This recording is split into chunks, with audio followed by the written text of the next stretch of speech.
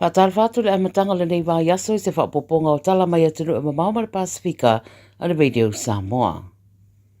E momo atu mai saina, no ua wala au nei sui o le malo saina I le presidente o Amerika, ia whaale au ngai na umana te tongi whaopopo po o tariffs, au whaawa wai pere tau o whaatawa inga I le wao ia atunu te tele o le larolangi. Wha mai sui o le atunu o saina, la tauteu na ia Amerika ia whaisana la asanga e toe whaasao ai ana mea se I te tongi nei, ma toe whaafoi I le ala sao le whaatino I nau mea.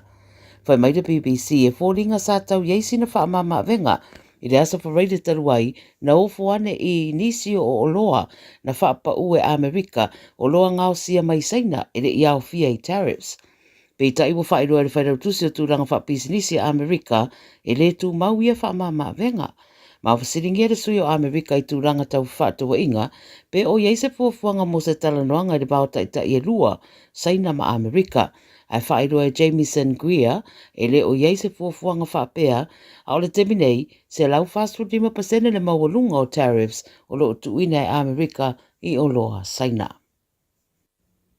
Mai le atu Europa, walipotia mai le sole sauni uni ai o le atu Europa e sauni o na tangata mo se tūranga whaatupula I o whaamatau wala la tātu I o na whaitutoa. Whai mai le CNN I ai atunu o le atu Europa, wofoina ne iaita I ala I tāpenanga o tūranga whaapea, e peo na saunu ai fo I le whairau tusi le NATO o Mark Rutte, I Brussels wo o I le teimi e sui ei le mawhauwhau I teimi o taua. Wai mai di potero I ere popo lenga o taitai o Europa, e ono whaasorosoro mamau atu leo so whai e Rusia, I le atu Europa, e mai se ua vai le toe maua e Rusia o nisi vaenga o Ukraine. Wa mai au na ia le European Commission o na sitiseni uma, ia teu ia lava tau mafa, e mawhai na tau si ai la taupe atura I mai ni vevesi, ma ia tā pena pena masau ni uni. I Bangladesh, tu inatu nei se polo inga e po inai se whai pule mai Britania o Tulip Sadiq, le whai mai le Anti-Corruption Commission of Bangladesh, le ACC, sa o lato su e ina I se mata upu wa ia mawai whaasolitu la fono ni whanua o se vaenga o whanua a se tasi o lona ainga o Sheikh Hasina lea sa avea mapale mi o le tunu. Wha mea sidia ma le rima se fulu isi o lo o mōria whaatasi ma le whaipule lea I le nei mata upu ma lo te ena lo ia sa dik mōrianga wha mai a lātou o mea whaapolo kiki umai a ngā yoinga. Tā ua le BBC e le itu inane ni whaamauninga mai le ACC e whaatatau I mōrianga e pe o na ripotia. A lo whaamawina le UK o Bangladesh o se atunu whaamawina le Britania o le 2B country lo no winga mana o mia mua whaamauninga manino e whaasanga I se minister o na whaato a mawhainea o na whaise whaaiunga I le ave sea mai o se tangata whaapea ma le atunu. Ma le Pasifika I New Zealand, saunore minister wa whafua New Zealand Winston Peters o whainga whaavaya a Amerika o iei nei o whaatupu ai le popole le Pasifika. O Peters o le sui paramia foi o New Zealand, lo taita ia nei le au malanga mai le paramene o New Zealand I Hawaii, I sa lato malanga ta amila o le Pasifika. Pa mai ia, o lana whe au lea tu inatu ia na wo Amerika ma a inga Pasifika, ia tala noa ma ia whiriwhiri se whainga while mu I upu whai o malo. Ta ue le Radio New Zealand o le Aspirale Taluai, sa whailo ai le fia o Peters, I le paramia o New Zealand Christopher Luxon, o na o le longo ino ia, au le itala no atu I taitai o le larolangi e whaatatau, I to tongi whaopopo po o tariffs ia a Amerika. To I tasi le aso lo whainga malanga le I Hawaii, o na anga ia ne loa le I Vanuatu, I le asoa tai au. Tala muli mai Samoa, wanga wa anei le au taito o fitu ali I Samoa le lakapi, mo le isi ta amirisanga o playoffs, e sa I dei se apano e toi ofi ai le vaenga pito I lunga, o le ta alonga e peo na maasani o na tausini o ai. Na manu malo Samoa ia kanata le la ta alonga le semifinals, o au I le tier 2 o le World Rugby Sevens Challenger, le na whai ai Poland e le whai unga le vaiaso. Na whaia ina ia Portugal, I le ta'alonga lea pe na whaalawirua mai ai se furuiva I le luas pulufaa I le finals. Ui lea, wanga wa'alawa Samoa I le ta'amirisanga le aso ai Los Angeles I Amerika I le masina fou. E tāua tele le nei awanoa pe na whailua se sui mai le awa Samoa I le Radio New Zealand, whai mai meni manase, o le whaamoemoenga mua sa iai, ia maua le awanoa e tausini o ai I LA, I le la wa maua. A whai ai manuia le tau mawhai o lona winga o le ato e ofi atua iloa Samoa i le Tier 1 o taalonga la kapita i to ofitu o le larolangi. O le tamisanga i LA e whaia i le aso tolu ma le aso wha o le masina fōu me. Tala nara Radio Samoa mo le amatanga le nei vai aso. Radio Samoa tasili mai batolu amo. Radio Samoa tasili mai batolu amo.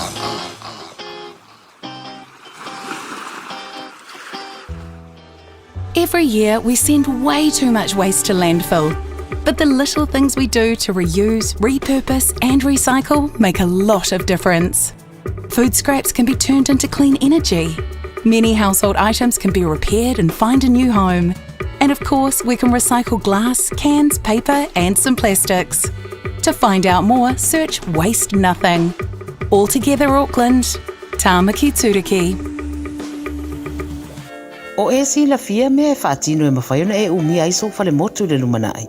A whai fo i iso fale motu, o e sila fia mawhaiona whaatino ni isi o fuafuanga e whaonga aile equity o lo fale. A wane e misiere por kalame o le malu I fale, ia fiafi o soruru taitasi le sefulu e te aile whaa. O le a e sila fia ai au wala e mawhaiona e umia se fale motu le lumanai, ma au wala e whaonga aile equity o lo fale motu, e whaata waise isi o fale, le por kalame o le malu I fale, ia fiafi o soruru wa yaso taitasi, sefulu e te aile whaa. O se tala fia nei Samoa, wei nei se tautua ma se au nanga family noto mai le kampania le City Car fua tusi tasi lua Lincoln Road Henderson. Te maua iai le tele o tawa la poa band, e ho foi tatu tawa le laiti. Tadia foi la tofa le tonu tongi e talafo, mo le tatu cashback. A matatu lima se lausi aga iatu le lima afe tala. Fe so te mai ulungia, Peter Pernanto le numera o lua tasi o walewalu fitu lua. Pe amana mia se tawa le fau molo ainga I le tau malulu. City Car done and said.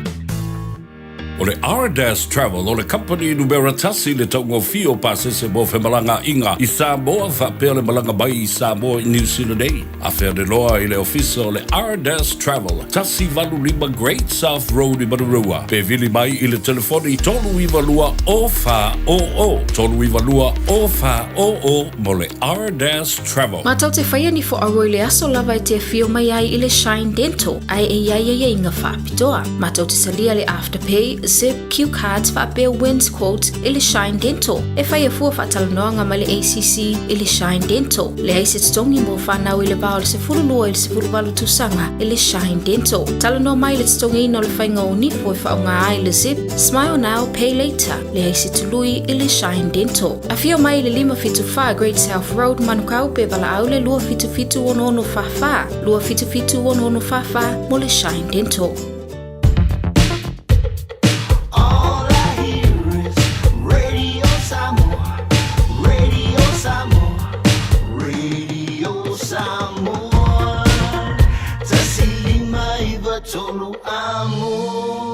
Radio Samoa, kasilima I vakonu amo.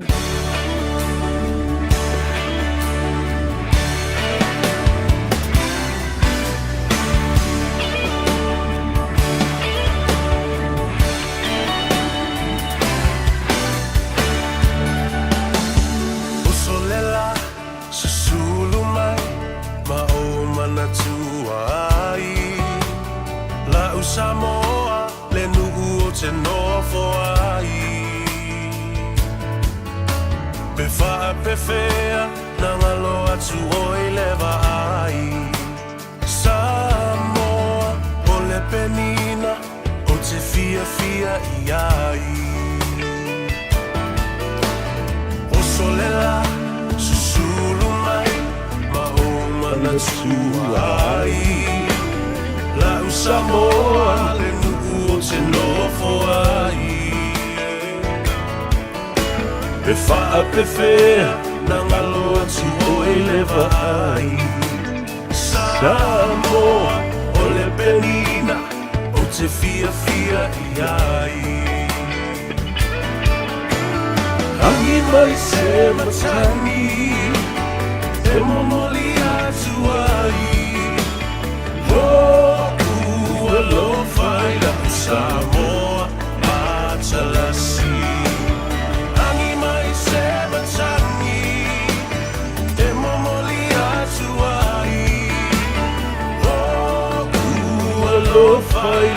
Samoa Patalasi.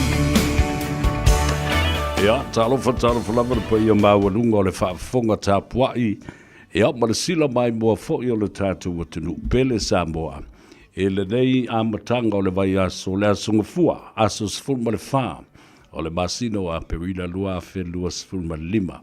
Whaftai le atua, teitai mai lau tau soifua ma se malosi fo'i o le au nei. Ia, o tātou whelua i heilu mo le nu ua le o tua le nu. Whelua i fo'i i pu e o manu ai le o pu e o mana. I le nganga fifia ma le nganga whaftai. Sa ofa la leile atua i lo wanga le lei, i lo teu malo. Ia, o mawhai ai o na whelua i fo'i mo lo atunu. I le dei vaenga o le tautua, wha au i lau lavanga ngana. I na ua nganga ifo Faiva o Samoa. Sa ngā patia i le so. Ngā e le la, ala usu Samoa. Ia e mo moe a isi ma ka ngunguru. Ia a onis, ia wanga i. Ia ngā ruenga e mese fo le whanau. Ele i usu lani. Ia o ngā nei, ia wa le ua malolo fo ia. Ia ngā ru. O ngā le whanau. Ia o malolonga o le e seta. Tātou whaftaia le tamai le langi no le telo. Awano le leo lo tātou maua, ia, mawhapena fo'i, le ola ma le malosi, ia malana pui puinga, saunga le mo, ia a whaaloloa i le atunuu, ia na whe au mana ngā ruenga o ana whaasonga i le au. A me moe sa maduia le nāwa yaso o tōna iatu, ai moise le sapati, maona tāpua inga, sauninga i le aso ana nafi. Sa mawasa o mea o ngā le lau ngā le whaiwhi au. Pe ngā lau whaakere kaukala fo i ai kongo le vasenga alau pliskua ma le Pe e fo i lea so sa ma le whale sa. Ma aso fo le kalangoa i mea sa tupu le vai. So le mse se whaalunga se le sona, ale ase me tau whale anganga. O lae tau fofola mai e le whaiaonga. Iau tātou māsani umai i nāndea. Ki whinga māsangi ale nā e whai i le whale sa i le aso sa. Ia, malo, whaftai i le tua. Ia, o tūra na i fo i whati o le nāwa i aso. Ia, o tātou sanga i ane. O le tatalo, whapena fo i na sanga i ane ai o le taile amatanga. O le reiwa i aso, i o tau tiute ma whaiwa alo whilima. Whatalofa whapitoa i le tāwhatolu o le tātou vāna nofo. Pa ia mamalu whaale malo, pa ia fo i mamalu whaale atunu. Ia, e maise fo i ia matua le tu uma ia mawalunga se vi ingo le tātou matai sili langi e toe whaafo i a te ia me ou e leo tātou matai, malo tātou tua. Ia, ua tau walunga tuai fo i male au nanga, a le vitalenga ia whongabua, ia po o le tō whaafo i a se umanu Francis Ioane.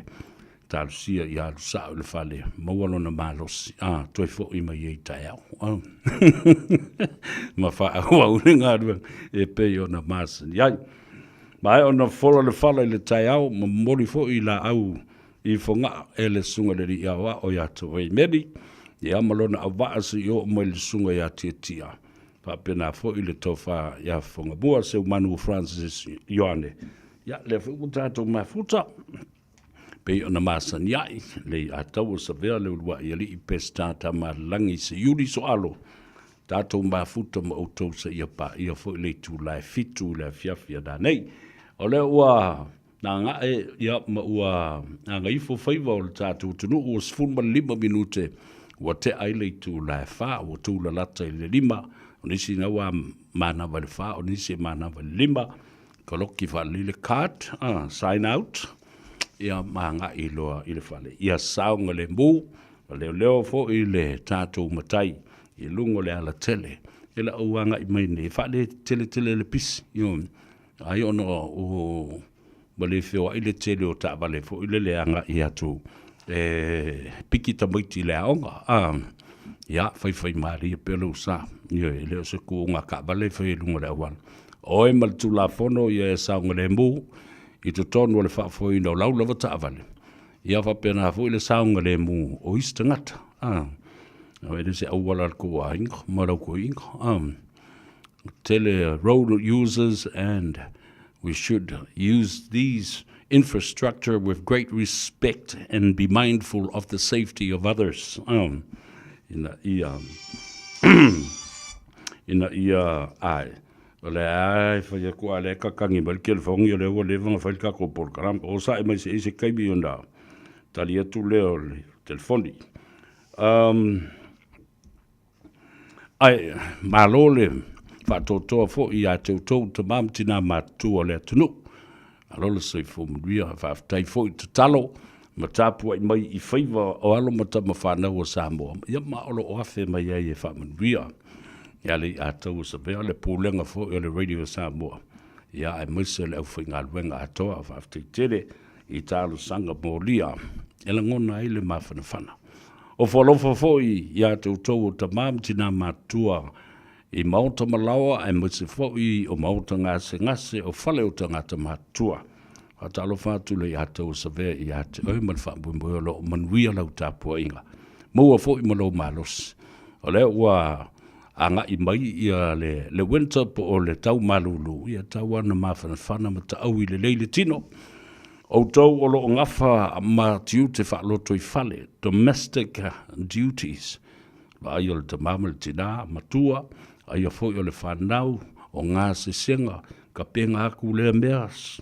Nga whai aku le ka ngā mea fufulu aku maipu. Toe ngā sese. Ai whaatali tali ai i le au ka whao ma le au whai ngā ruenga. Wha malo atu i nā Faiva. E le mwhai o na whaangaruina o tau o lo whai ala tiu te le nā. Ia, malo. Sida lava le atua. Ia mala nā fo e whaamarui atu. Lava nei o tau mātua. Ia te o tau. Mō ngā ruenga le lei o lo whaatino. Lisi o lo o rasi asisi mai Samoa le nei vai teimo le tausanga po Australia, Hawaii, Amerika, po whelama le atunu o laulangi. Alo o anga i mai ai i a le tāwhaonga ma le e vai vanga fo i le nei vai tau. I lau whanua me ele o Aotearoa, ia whatala whatu le atau sa vei ate. Oe, whaaftei wha o bole nei awanoa. E te whaafonga mai ai pa whai o le te mua leo. Wa e whaalonga mai ai.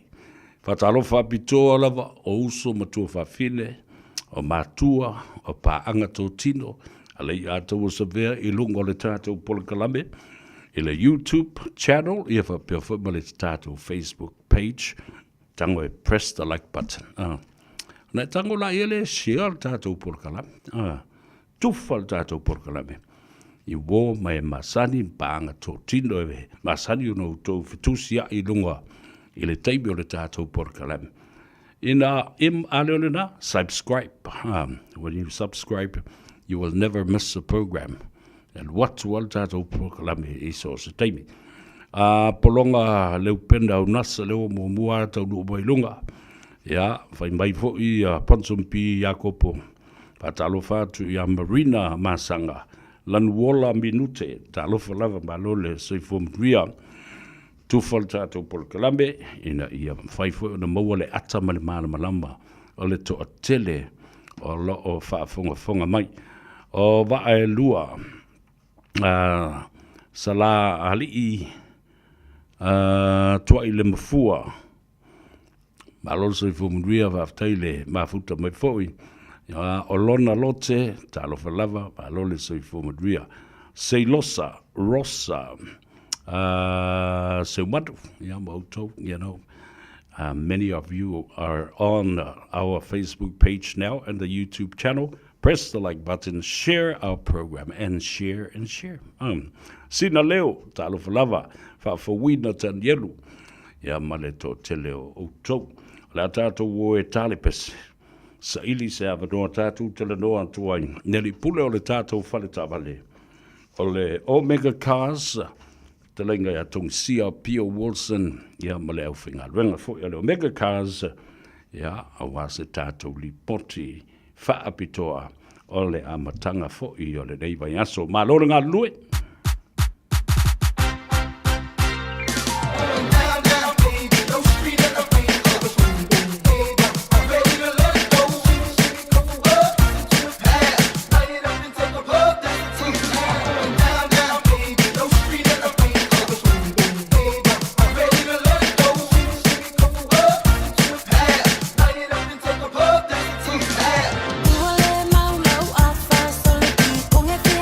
Mama,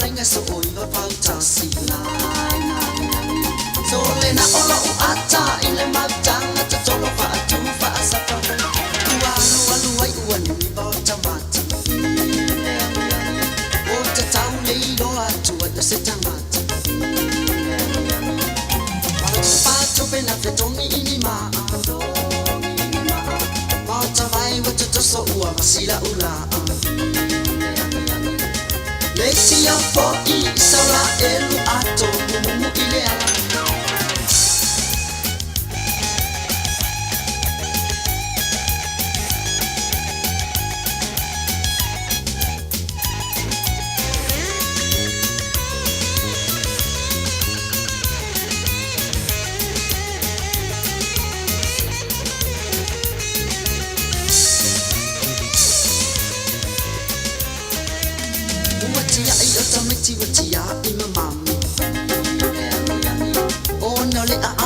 tala ole angi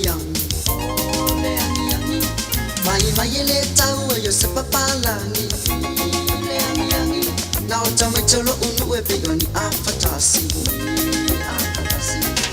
eu se le tai au ai toi po I mai mama moe uma o au kilani se wata fia mawaina mai ole papalangi le ana ia ulu wata ole angi au kilani se ilonga pu e mai e fu e se papafai o ana whainga ia wa e vai le lalolani pa atali nei oe ole asu e oe I whapanua ole lalolani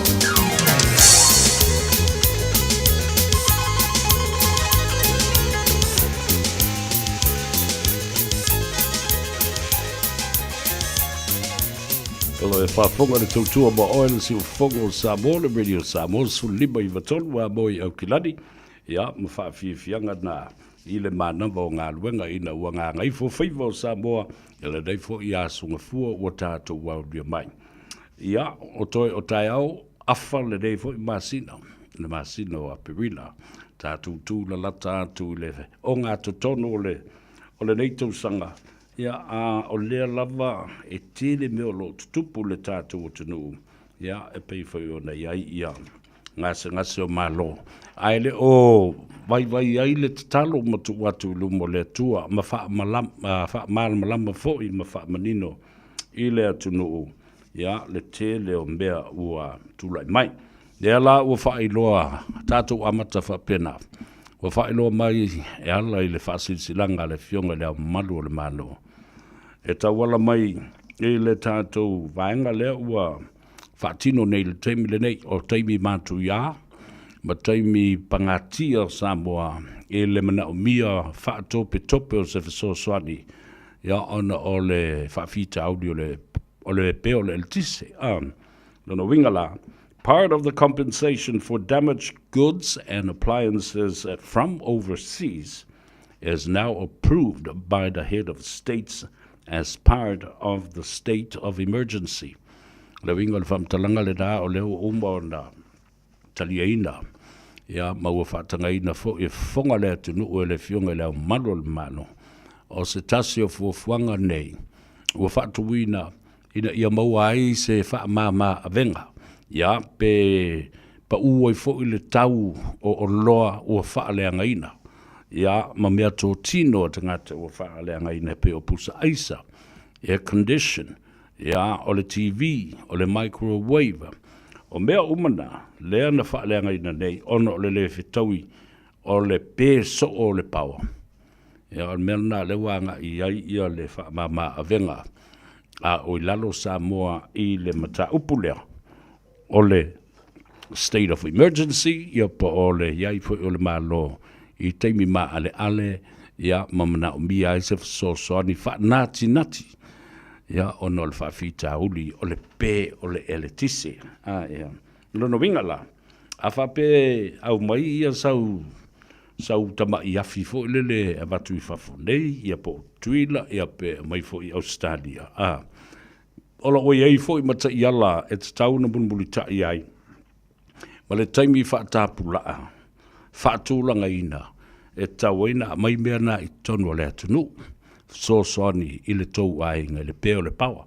Lono wingala e manui ai ia tangata teito tasi manui ai ainga, manui ai pisinisi, o whaala putonga, ia ai maise. Ia so se vaenga la vole atunu o lailoa.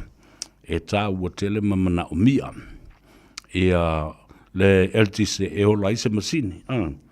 Ia o tele lopo le ade tuainga se vaenga o tupe e fua ia le tele o mea whalengaina. So what will be that final cost in terms of appliances that have been damaged because of the supply of electricity and the uncertainty le mautonu po a fe e ola mai le mea a fe pe i le mea ala fo le umi e pe ai o le mea le na matautia o lo tūlai mai pe I te tono o le tātu o tanu o le si mea o siri ona tāua Le ua whaalonga i tangata i le tele le pepa lena utusia ma avatu il tu alala. Tu u le tusilima. Mo sea utoi whaalongo o whai un tangata e o lawa atu le epa. Na pawal tala atu le epa lai whai. O le wha malolo le minsta ya olo. O lena o avatu le tu alalo ya olo. Ke kia fo i le wha avale tele o tala le nato ina lato e wha loto vai i le au whai ngā luenga.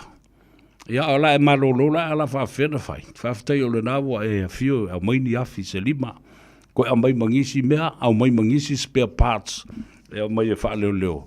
A ye se me fa le tonu. Ia ala e tango au i ai ini spare parts. Ia fa pena fo ini spare generators. Ina ia fa alu le tise. O le mea lana o le ua wawa tunei. Wa ta ua. Wa ave le fa mua nga i le fa tonga ina.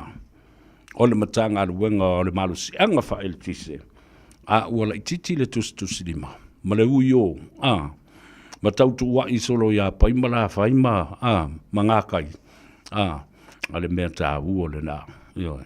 O la ela ngorna le fionga le minsta. La ngorna mai fo i e te itai o le malo. O le kāpeneta. Ai maise o le o te itai i le matanga aluenga peona. Iai i le fionga a whau mui. Toi moana. Nā lo le on sai ma le whapalpale. I la tau fo lo ngā lue ai tono le mata ngā luenga. Le nā umana whaata o toatu le whamanatu. Sila is a renovation plan. Ia, po o le fuafuanga le nā ina ia sia, pa ia mautinoa o le lei maola ia le afi. Manisi tō tonga o te tau na whaangai hoi. Lea taimi ma lea taimi. Ta ua le nā o le mea leo o tunei ai. Ia le whautautanga a le malo. Ia manatua la. Tusala le ua toso tu wai a whapea ia le period le of the state of emergency. Se ia o i le aso muli fo o le dei masina. Ia. O tulai le vai aso muli o le masina nei. Po le aso muli fo. Lea lava.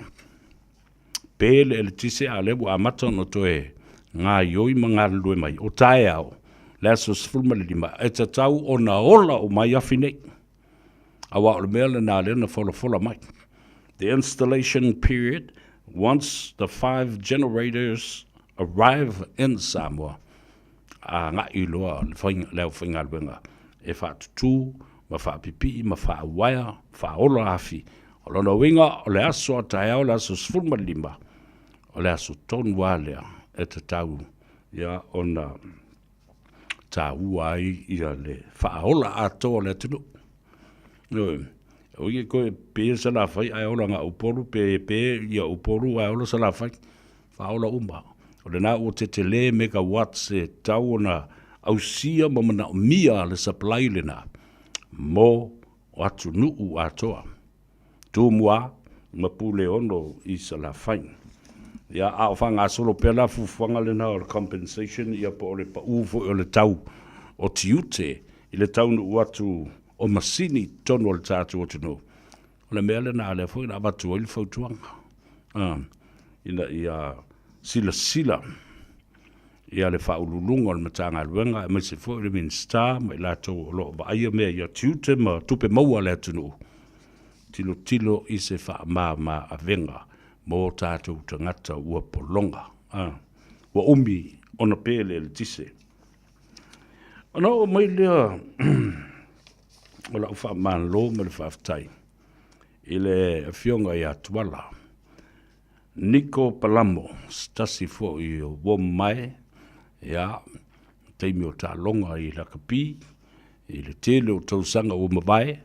Ia, sa tōwhia ai e veo se whamasino o le whaamsinonga o whanua ma swafa.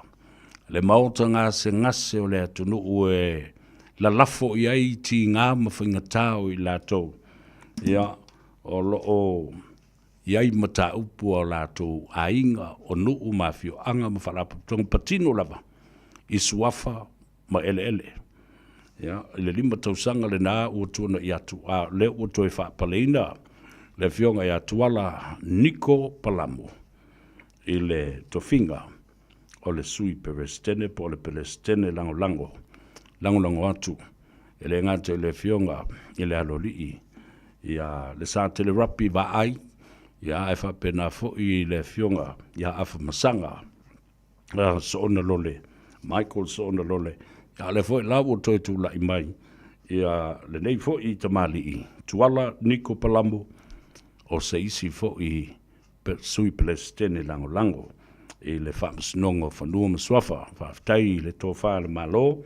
Le fionga le minsta, ia ai maise foi. O lana fionga le Purasidi, le stala sinia. Le sunga le pali tele, ma i la tau sa se ei, i le whātau tainga, ma le tō fiaina, ma le filifilia o i la tau, e tau ave, ia le whamisnonga le atunu, awa, e peo no whai atu.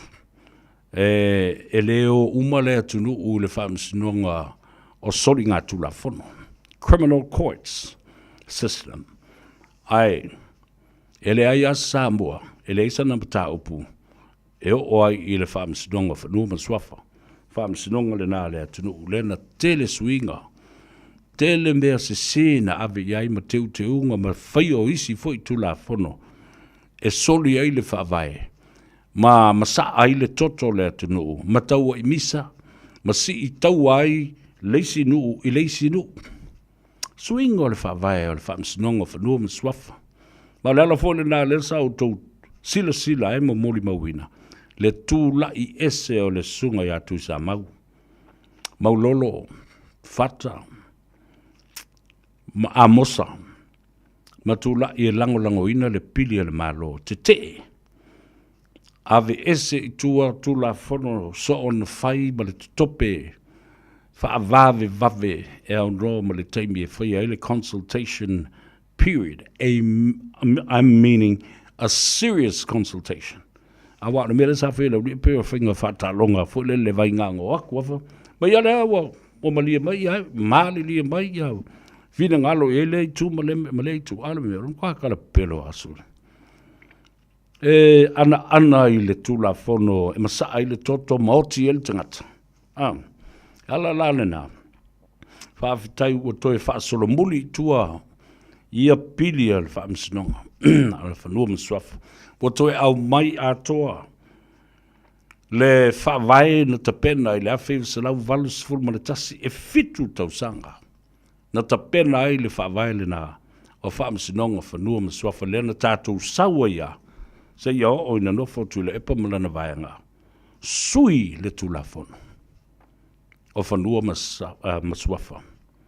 Ioe, tosi tua oi, ma whapena o na toi avatu, iei unga o whaamsinonga ua tai se lau tausanga le mātutua ua uma na ta otoi i lango tonu whai unga o nā whaamsinonga. La me tu. O io e koe eli mai o mai karangoa mai le mele ama, toi maini mori mau, o e ua maali liu. A o tu fo i whaila, ua lei loloa whaila. Ioe, o tala wha mau o i unga o whaamsinonga sa whaia i lea vai tau, ma lea vai tau. O e le tūla whono wha valea tele. O isi nei ora uri e ei ala tō mata upu na le maali e ai i wha i unga o ta oto.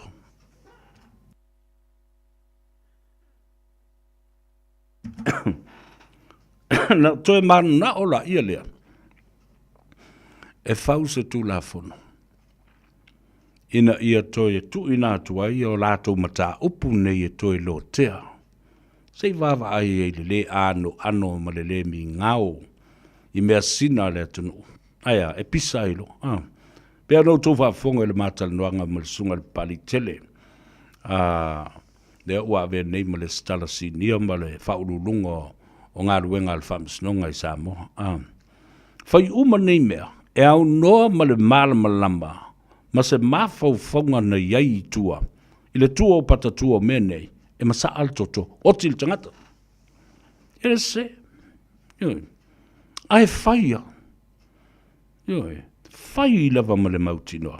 E le e mafau whau o tangata nei, le mea, ia nela no whale, le plesteno o whaamsinonga, whanua maswafa ia le sa te rapi, ma wha maala ma lama mai, i le ngangana peritani, ia ka whiwhi, koe whaasau le ngangana Samoa.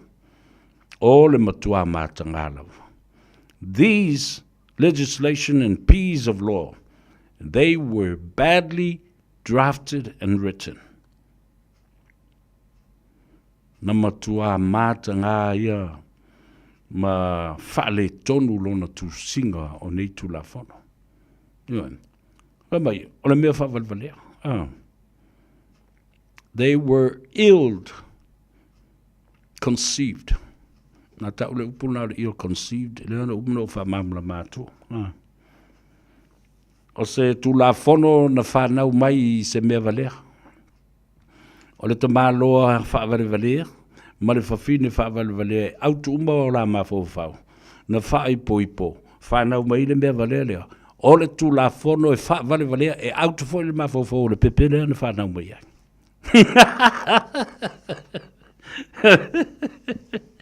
Ere na, rāra ua whawalewalea e ama kifo solo o wā.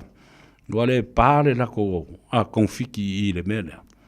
E whaisi mara malama te isi atu o tangata ia, na lātou vanea, ma lātou toi au I li ina le tū la whono. Ma whai mai e lo ma le recommendation e po le whautuanga. E le se mea le lei. E le o se tū la whono na le lei na tā pena. Ia, nā la ua taunu ua I le mata. Upule nā. Ia, ai whaaftai o le ua toe tofi atu iai seisi tamali I. Alona fo I si le fia ma o nā ngā waa. E se ei le whaamsinonga whanua ma swafa. Tuala Nico Palamo, congratulations my brother, and to you and your endeavors. May our Heavenly Father watches over you with every decisions that you make. Ina ia whaia le whai unga mi o tonu. Ia tusa ma le tū la whono. E tusa fo I ma le ami o tonu o le atua. Ma le musumusunga le nganga pa ia te oe. Ai mese fo I uso ma tō whawhine. Whaamasino. O li mta mai tai ofisa o le whaamasinonga. O whanua ma swafa. O le mauta ngā se ngase o Samoa atoa. Well done, well done. Ia. Ona o maila ia lea. O la utala noa au tātou ia mea o whaamsinonga whanua ma swafa. Tātou ia I le mata upu lea. O tau sila ia I le mea nale na tupu lea stofi. Wa tātou tala noa nei I le whaamsinonga e toe atangi ai. De me se se la uri I na whai. Tu la epa malana vaenga. Ko mai whapea mai. O leo ave ese le ai ata tau o le tangata e tō tasi. Ai whaatau a ina. Le ai ata tau o tangata tō tele. Whaatustusa. O le ai a tau au whaile na tau ave. Ma ia mau popo. O le ai a li ima whai pule. O se nuu masaya whioanga. Wani. Ele I ai se tū la whono whaapena. Tasi le tū la whono I lalo le tū la whono whaavai. The supreme law, it is the Constitution. O lo pui pui ai. Individual rights is different from the communal rights. Mamalu atu le pui puinga. O le ai ata tau o le tangata e tō tasi pe a whai e ami o tonu ma sa vali le tūla whono ma o lo o pipi I pea. I vaenga o le tūla whono wa uma o na whaata oto mai. Nan men tupu. Tuli e si umu, vai atu le whioanga. Ma taulangi o le whioanga. Whai le whono, whaatea le tangata na le e ngoi a tau ofi. Whaatea aisea, mai o whaatea, I le ai a valea fua, I le mata upu, ali moni, ma sambuelu, ma le maliu o tu au, ma moli mau na whaa salalawina I lunga o penga ta whailangi, ma poro kalame a Samoa. Iwe. Ai a valea fua, malu fua, lote fua le nama ta upu, wa atili eio na fele. Ai e manino le leisa mo le tātou talanoanga le whai. O le whaamsinonga le na whai nei. Was si umu versus tau ofe, o tau ofe versus si umu. I le a fia ai ni mata upu e winga Samuelu ma le oti o tu au ia ma le faipule o faleata ma le moli mau o Samuelu. Lea na whaasa le lau e asiata ma le tauta iae. Le ai ma se mea a fia ina mea. Ao lea le mea le na momoli le nu o tau leanga ma tau valea le nu u. Ai leo sona nu o le nu o lona to olua. Ia manino malama na. Na o tau ofe ama si umu. Si umu ma tau ofe. Ele wha pe o tau ofe si umu ia ma Samuelu ma le morimau ia ma wha pe o ma le whaleata tolu. Ne ai se mea wha pe na. Wa na o le tuli ina e si umu ona ua tau valea. Lea laua watu le wha amsinonga. O I na wavala ai. Ma atangia ai le malo si anga o le wha vai o Samoa. I le wha tau ina o le aia. Te tau o le tangata e tōtasi. Ai lolo uma. Ai a te tau. A tangata e tōtele o le nuu na whaia le whai unga lea. Wala. Whawhetai ua mālotau o whela na whaamisinonga. Ma ua wha maonia i fo i la uwhinaunga lea. Ina ua ole po ua o ole tula e pa mara HRPP pūlenga mamalu ali mwhai pule whamai ua umana whaata oto ma pāsia le tula whanu o whaafonga Samoa. A whaafonga lei Samoa. Le lātau sanga ātoa. Tēnā u whinau o tuai. Umana o whaitau ātoa atua le teunga le tula whanu le ai ma se pā ma se pā pepa. O tā uai. Le whaata waina ma le pāsia loa le tula whanu o le tā ua atu. Ne whai unga e whai e li ima whai pule tō tele. Whaasangai i le tangata e tōtas. Le tā ua lala nā. O le manu mā lo le tambale o tau ofe. I le lātou whaamsinonga ma si umu. O lesi vaenga tāua. Le vātu nei. Le foi na whatasina ai le ingo le nei ainga ma le tamama tua le nei ainga. Le tō whāso alo manu. Ono lea. O le whai unga na whaia foi e li ma whai pule. O I le whangori ma le whale sāfune. Nā le mena tupu. Ia le nau tō sila ma whaafonga iei ma. Le wha maoni o le pine leo te whai atuai nei. I le iai ma se mea. Lea le mea la i o na wha mamalu.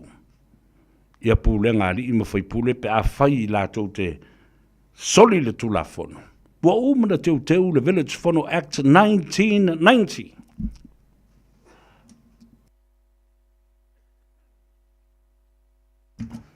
Ele toi whaia ini whaasalanga whapena. O meo whaasalanga whanu pō nā. O le ati ma le lau. Soloia ma le au fuefue. Mū le whanga. Hei. Nāsana whaia e whea. Wasulu ia Samoa le marama lama. O le tala le lei na valo ia le tamaitai o nā whanua. Da lana me le o toi o le le e pūlenga li malum whai pule. E toi tilo le le ia i teunga nana amatu.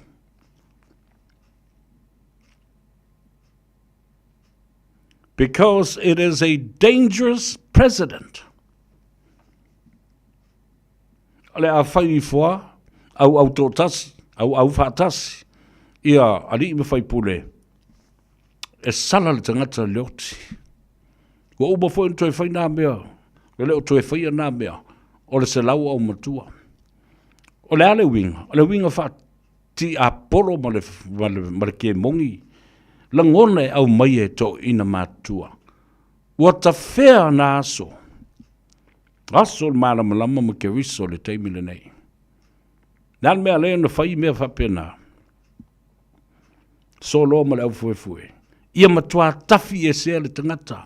Le tangata le tua. Ioi. A whai se lau au matua.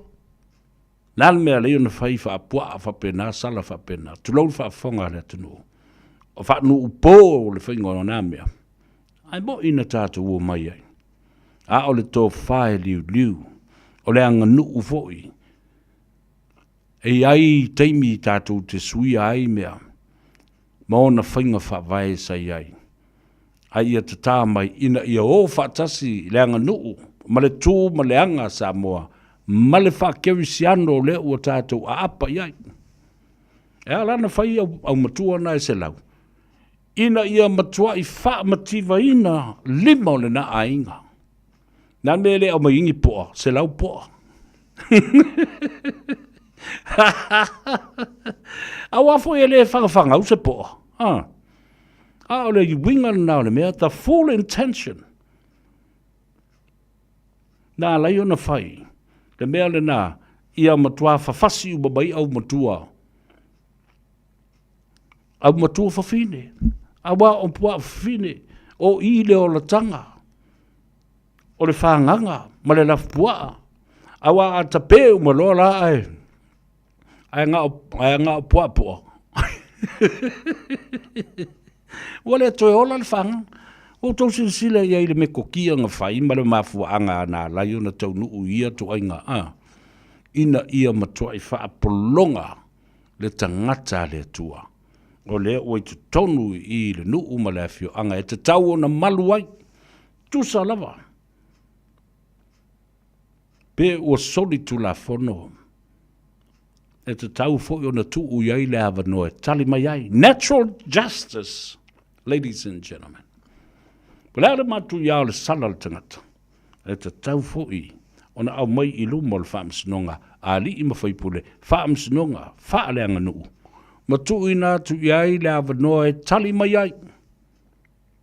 He has his other side of the story. Give him natural justice. Whaamsinonga tā ua lena. Wha le nā tura lena. E loa ai a mi o tonu le mea tau na whai. Yo le nana. Le ala ura. So o a whaamsinonga ne e loa.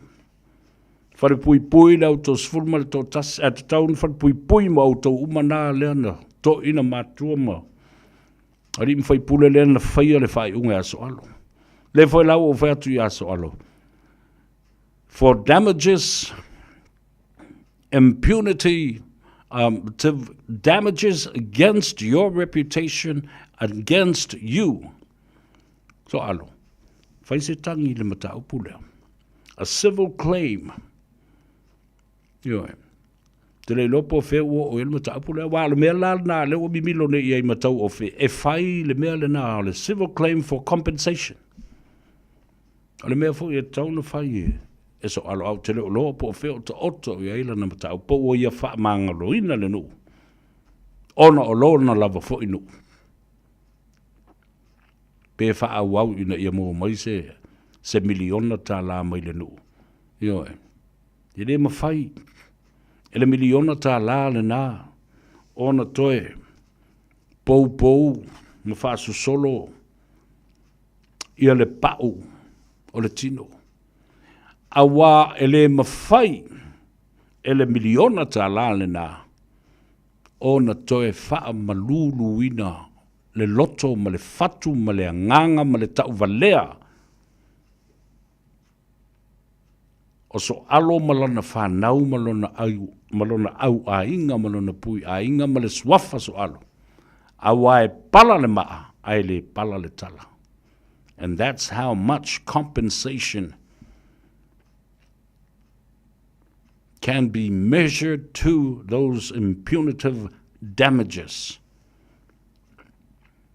It has damaged so alo emotionally, physically, and also his mentality, his credibility, his integrity, and as a human being.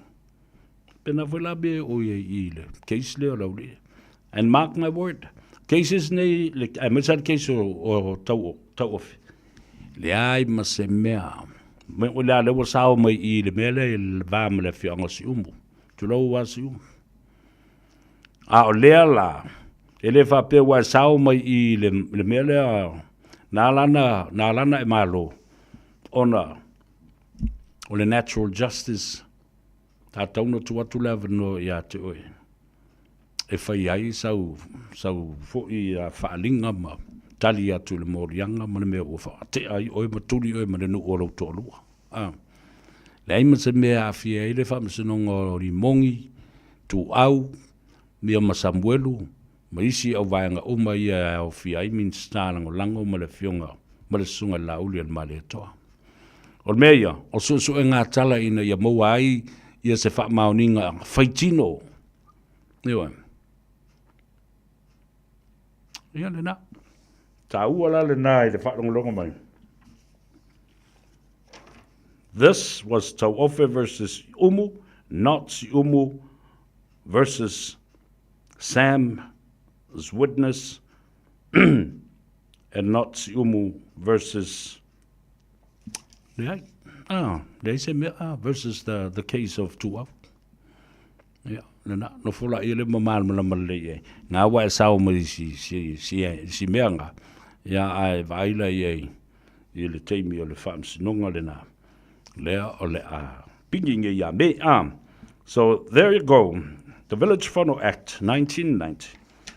It is the fundamental constitutional rights, individual rights versus communal rights. Ai a te tau o le tangata tōtasi, ma le ai a te tau o tangata tōtele, whasino le nā iali i mawhaipule o se vāenga tōtele o se nuk. Ia le nā, whawhitai o le la, le vāenga tau o le nā lewa, tau na whaamamala mai i le atunu. I le o ole ina e tula e paula i whaia le whainga palonto le lua fes fumalitas, a luas fumalitas. Ia. Mai o ngā ua, whaewa. Ia. Aua whapipi i nā tula whano pasia, ai a te tau au tau tele. Ia. Ai lelo, o le ai a tau tele le fwile nā. E tau en ta loka o matangata nei. I la tau na whaia le whaatonunga. I isi matai i ua whalpuipui nei. E oe whaatino le mele i a. O le mea whalai whaafitai e i a si umu. La tau tele i whaia se whai unga. E whaatau tau waile ri i lea. Pē sai, ai tu i se amo ma mai tono le. O le nu. It was just a verbal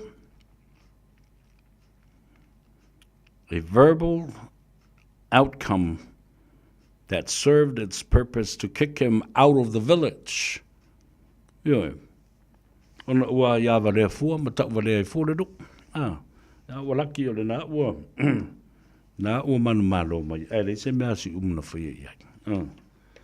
Ia, tātou nofa ma whaatalitali. Ina ma tā upu le nā. Ai ole a tātou wō. Ia, e tātou talafau ia i vai whanua. Whaamui o lea ua iai i a tātou tala nā o umana tāpena mō le nei fo iaso. Ai, whaamalo fo ima whaaftai atu i le tāpua inga, ma le ngāruenga sa whitai tunga iai i tātou le nei iaso, o whea lava le no whaanga sa whaatino ai lau tautua, tautua i ngā tei whale, tautua i le vātetea, tautua i tua vau ma le tua sivi. Tautua tono le ofisa, o lungo le awala, o le pasi, o whea lava. A malo whaaftai i lau tau ngā ruenga, sau tau ngā pātia ma whitai tunga iai iso.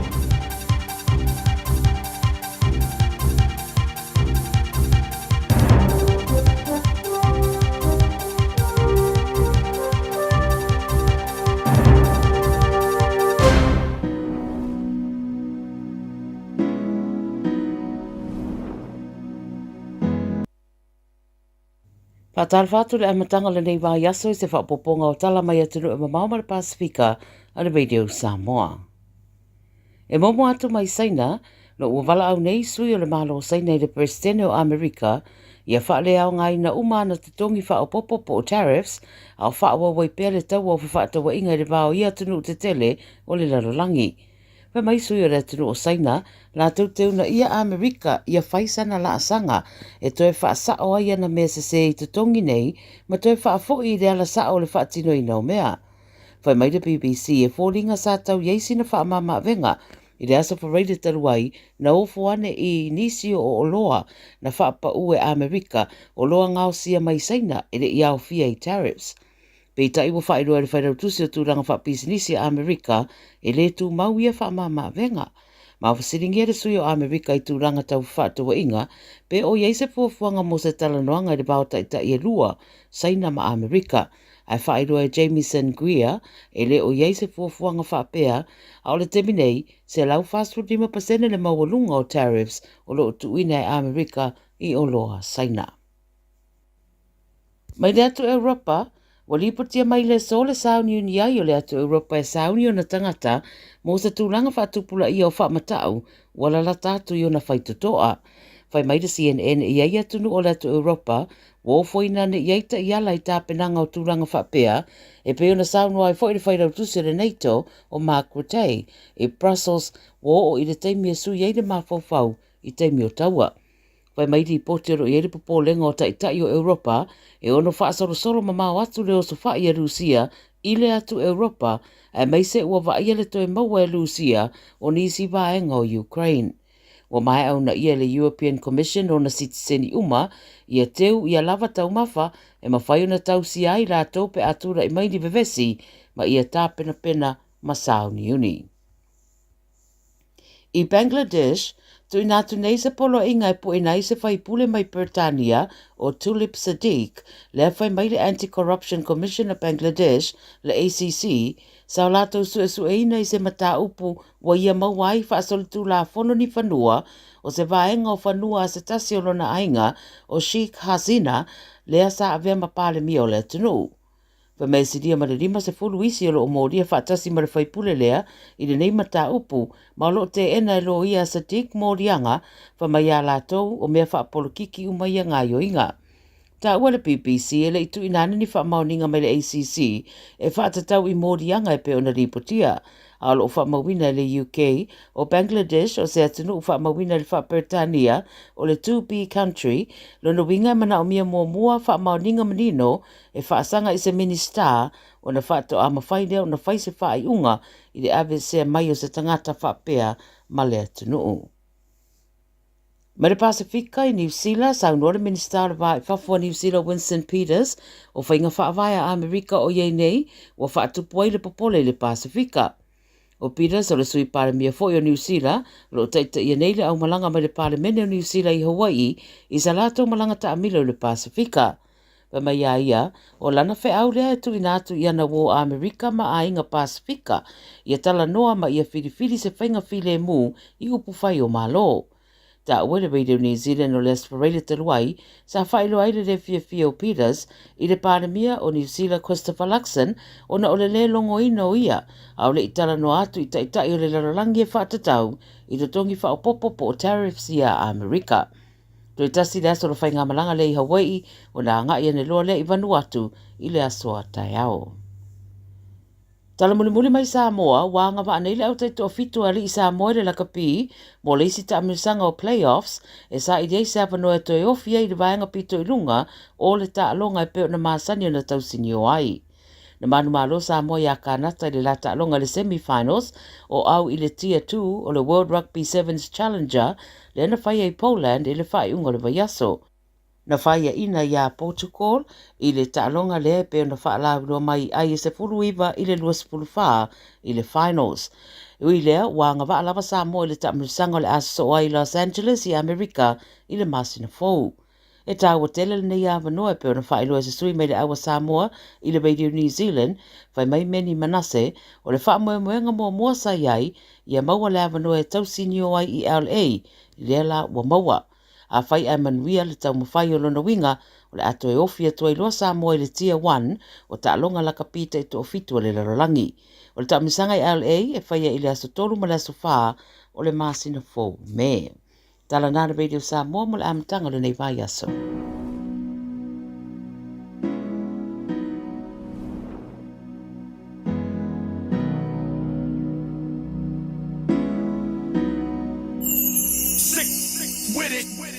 O te mana tuaina si o u ainga I le amatanga sai ai I Ile matitiva Sio utamama na matafangota Masio utina ile umukuka Masio mato faleo osayai Etau patu lo na fola Ae atu la ua onga Ufa atali le faiva Ma uta ufui paelo Mala uamu Ote savali le nu atoa Ifa ataua ufa ngusia Se tupe mola upili ya onga Mami afai asio uainga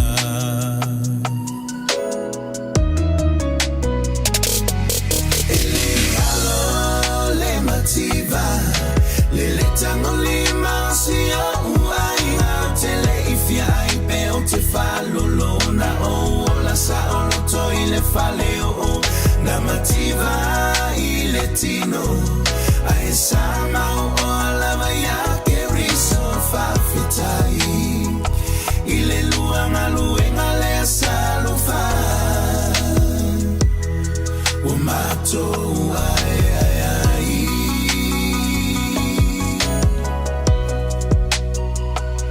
le umato tuwa wafaita ito alua a esusu elava le famalama Pato ete paitua Ile fainga ta ole olapa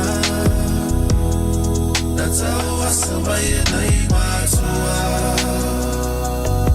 Ele kalulu wangalu wekna Wabanuia ipata uma Wabanuia imatuma Ele malo le mativa Lele tango le mausia uai Tele ifia aipe o te falolo na o La sa o loto ile faleo o Na mativa ile tino Ae sama o alama yake riso fafitai Ile luanga luenga le salufa Umato uai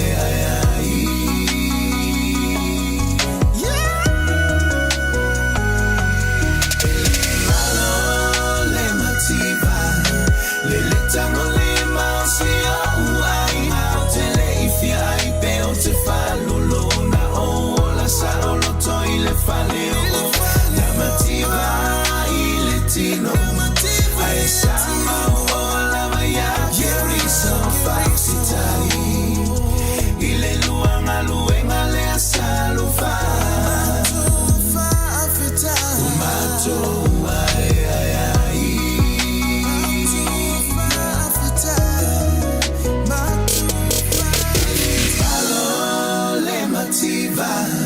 Lele tango le mausia uai Au tele ifia aipe o te falolo na o La sa o loto ile faleo o Na mativa ile tino Ae sama o lava yake riso fafitai Ile luanga luenga le salufa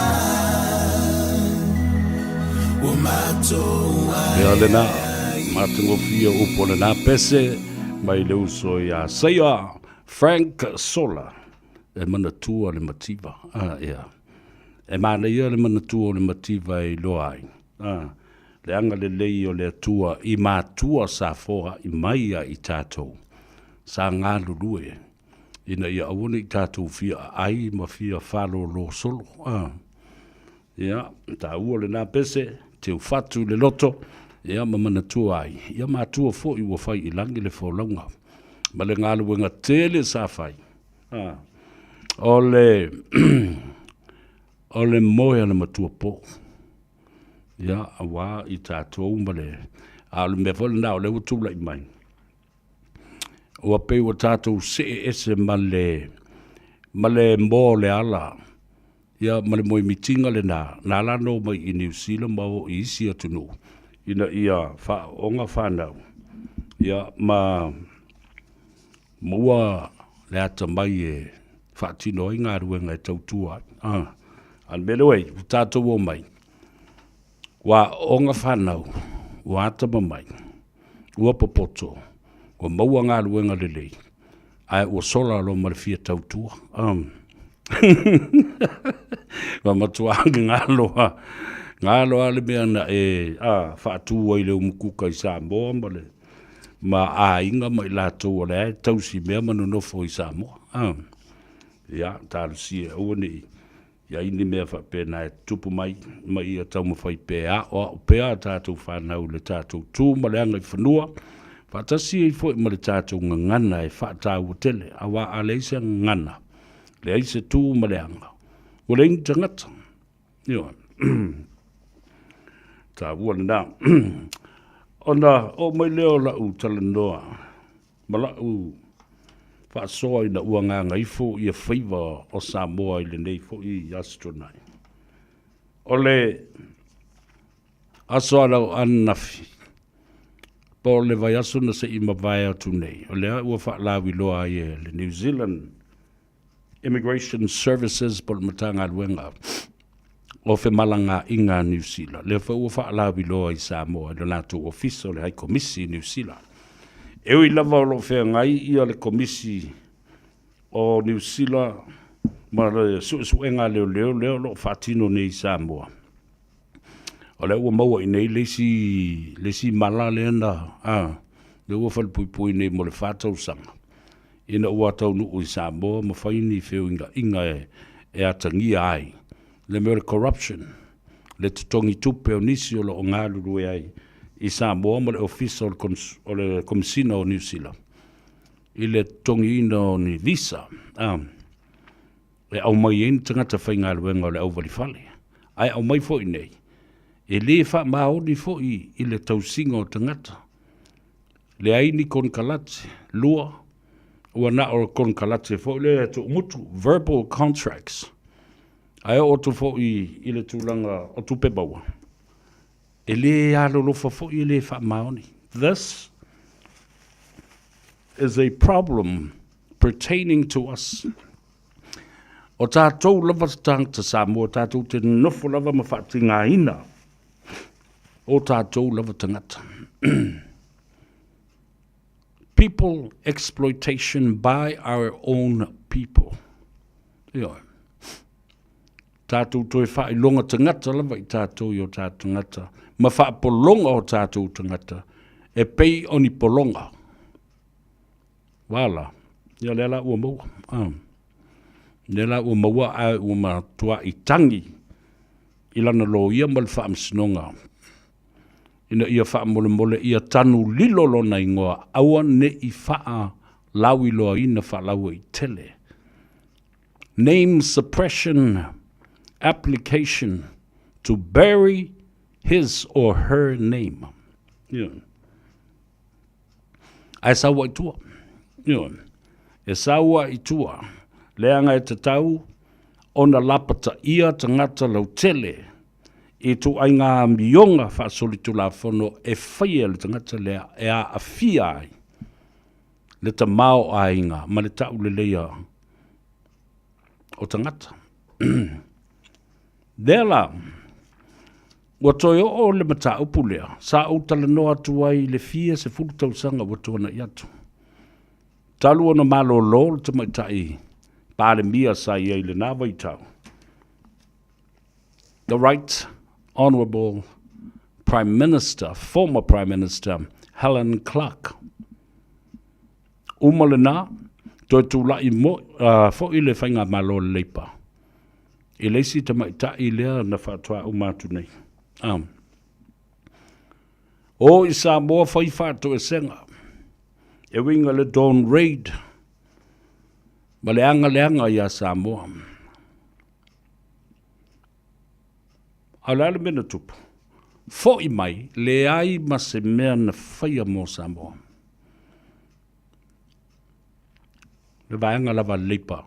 Ala no tau tala i ele mtaapu le vanga leipa. Leanga o Samoa uma, na tau nu uma loi New Zealand in the 1950s and 60s, e pei o le pāti lea, sa tātou lango ina, iso o se teimi ona o le upu leipa. Leipa, tasi ale me, e alu ei, i ale le langona o le Samoa, ma le tangata atu motu o le Pasifika, leipa, tangata whainga ruenga, e mau lalo o lātu tongi ma lo te mau ainga. Tua ia la isi atu nu umaia, langa ile aini o lātou whea ngainga na tustusia, maosi o sia ma New Zealand, sei vanga nā Samoa.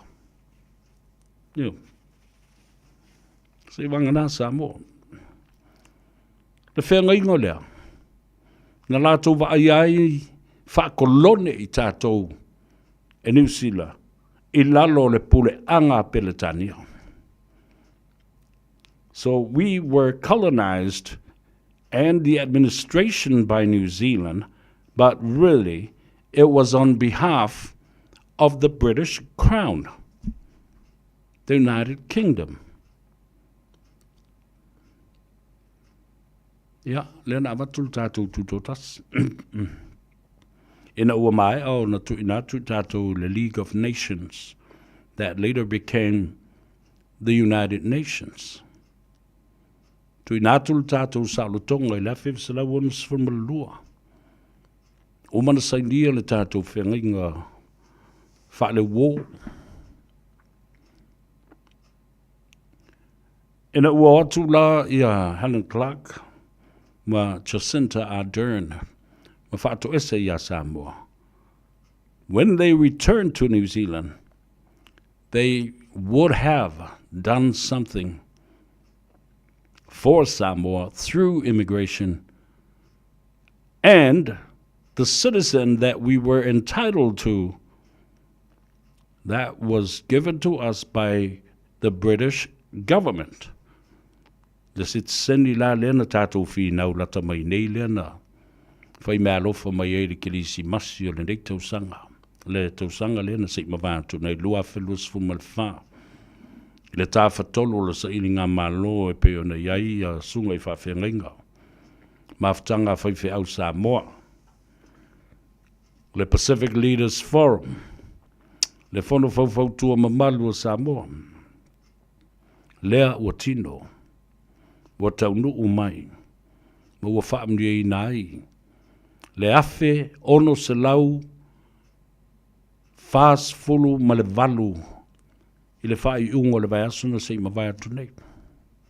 Whawhitai nā whanau o lātou a ngā I loa e whatino I a applications ma si tiseni o nei o lātou matua. Whao ngā le amanoa. Aioi.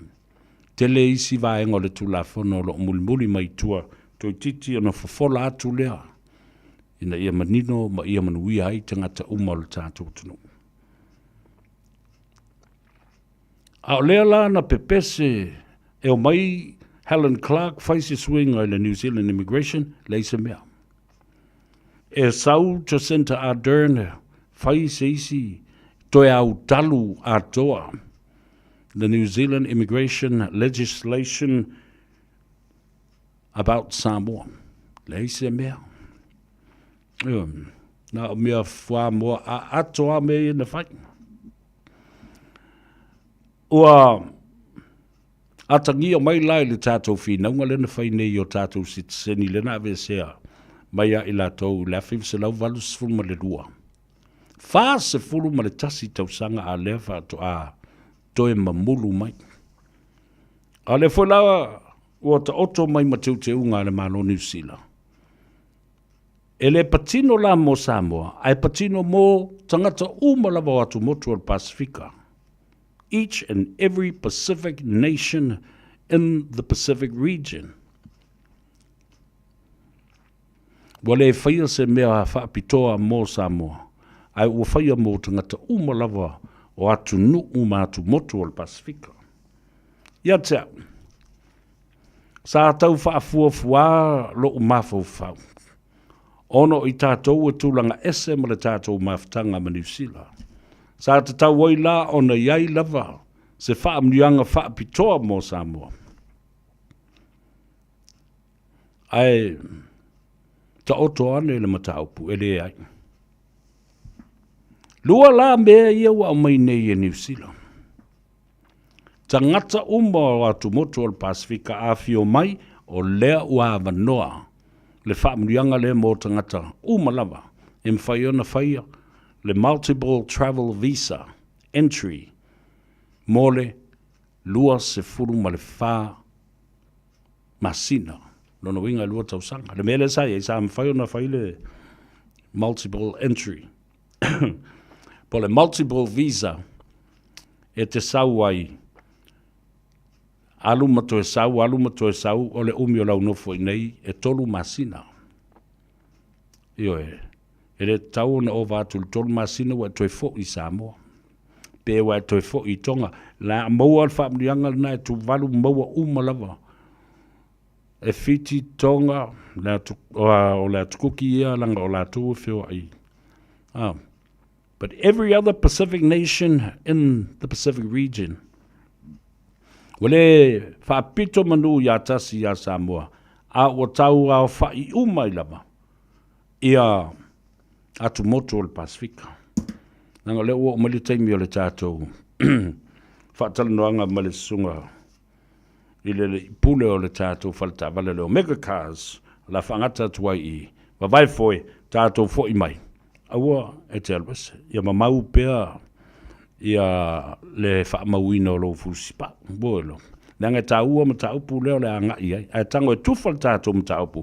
Ina ia manino fo i mamala malama mai ai, isi o tātou tangata, alo lalam papa au ia tunu, ese o lea tunu, ma le lalolangi, ia whapena fo i o tātou tangata, i ona lau whanua ma ele o Samoa.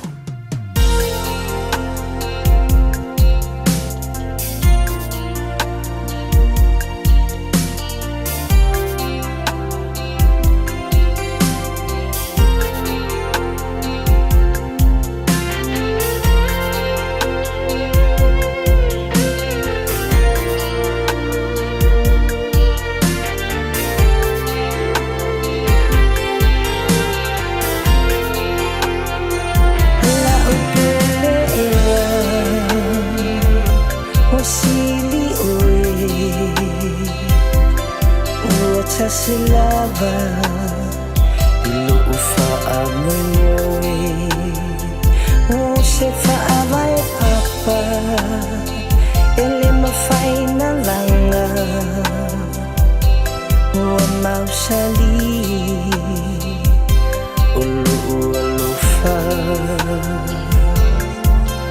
savali ile alanga malu utino sa ufa pulunga ili pomisa una ulau fiunga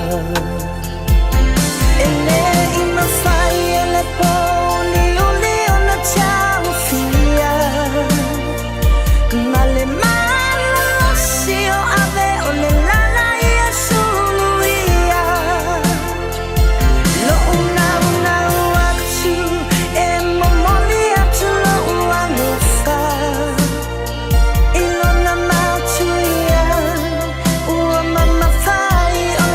Follow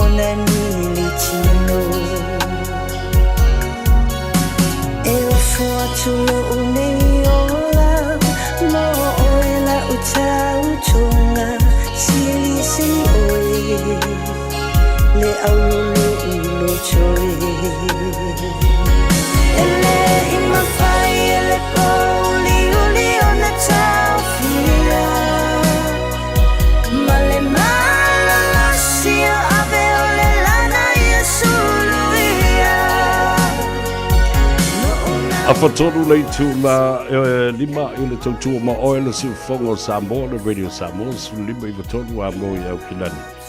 Ia, ma le whawhiwhianga mai i le uso ia mauto tasi as wau, ma le waletua ia matalena as wau.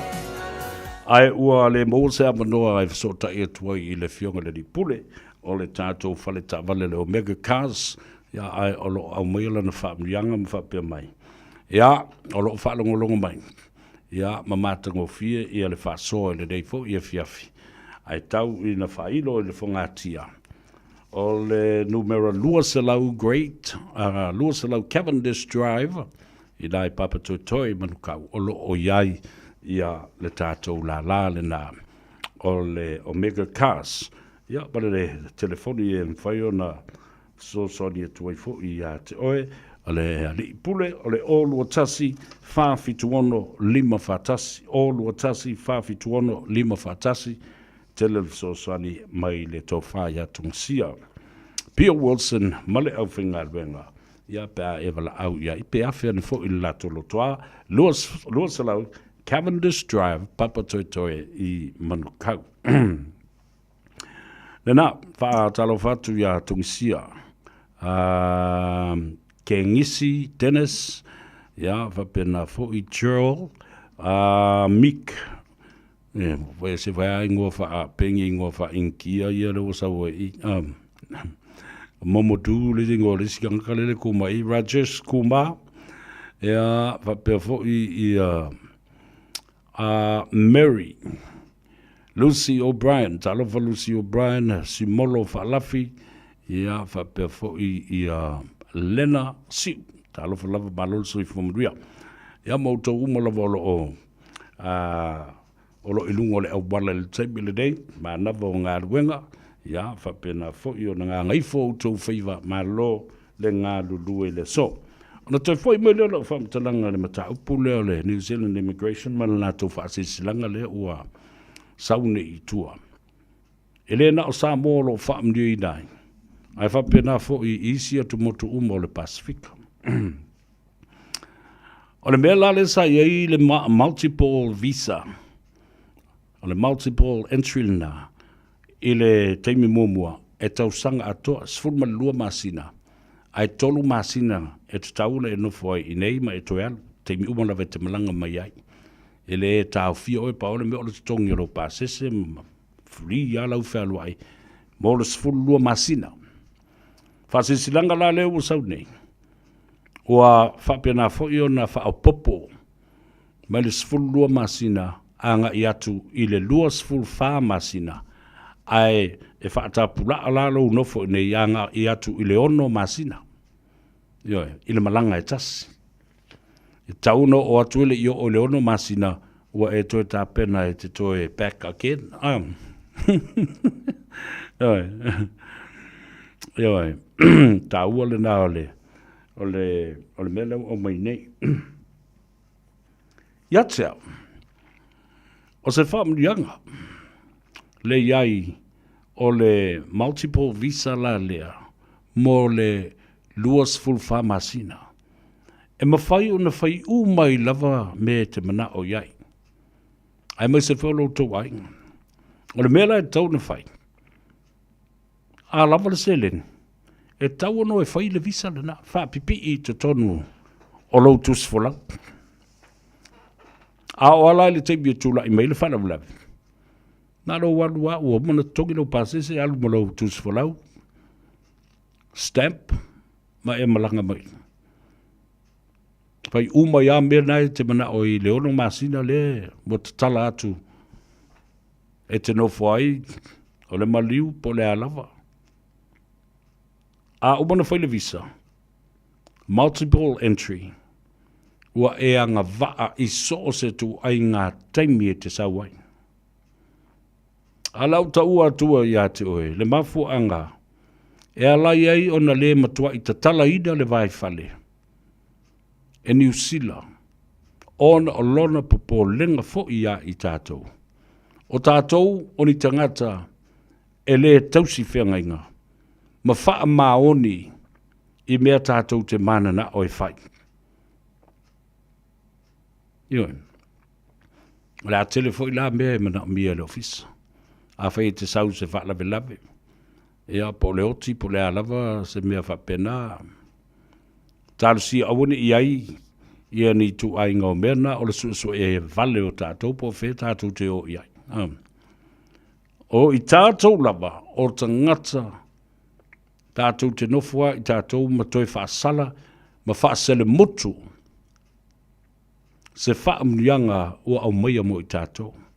E le ngata la ina tātou whaasele mutu, le whaamnianga na, mo oe lava ia, a ua e whaasele mutu foi. Le whaamnianga mo isi tangata umo le tunu. And what I'm saying is that it's we, the people, that always breached something or an agreement between us and the authorities.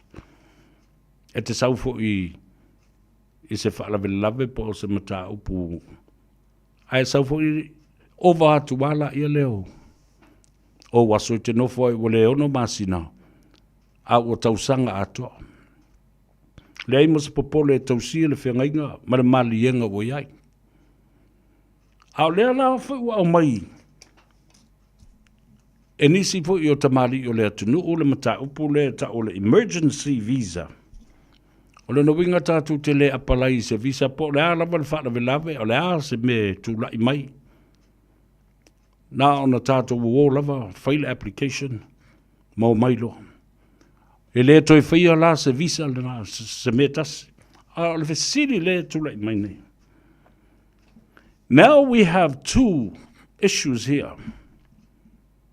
A free emergency visa and a multiple visa. O ala aia inga e whai ele mea lea le emergency free visa. Oti, whai poiponga, tautonga, le alama isi mau mea whapena. La le umi, e te sauain. Mea nā leo nau whai atu. E au ngā uma mea ne ilua, e le mwhai una tātou tangi sāma tangi alao, ini mea uma se lua i le teimea tasi. A whai te sau le free emergency visa. How would you apply for that? How can you justify that to the authorities or to the New Zealand Immigration and also the New Zealand High Commission?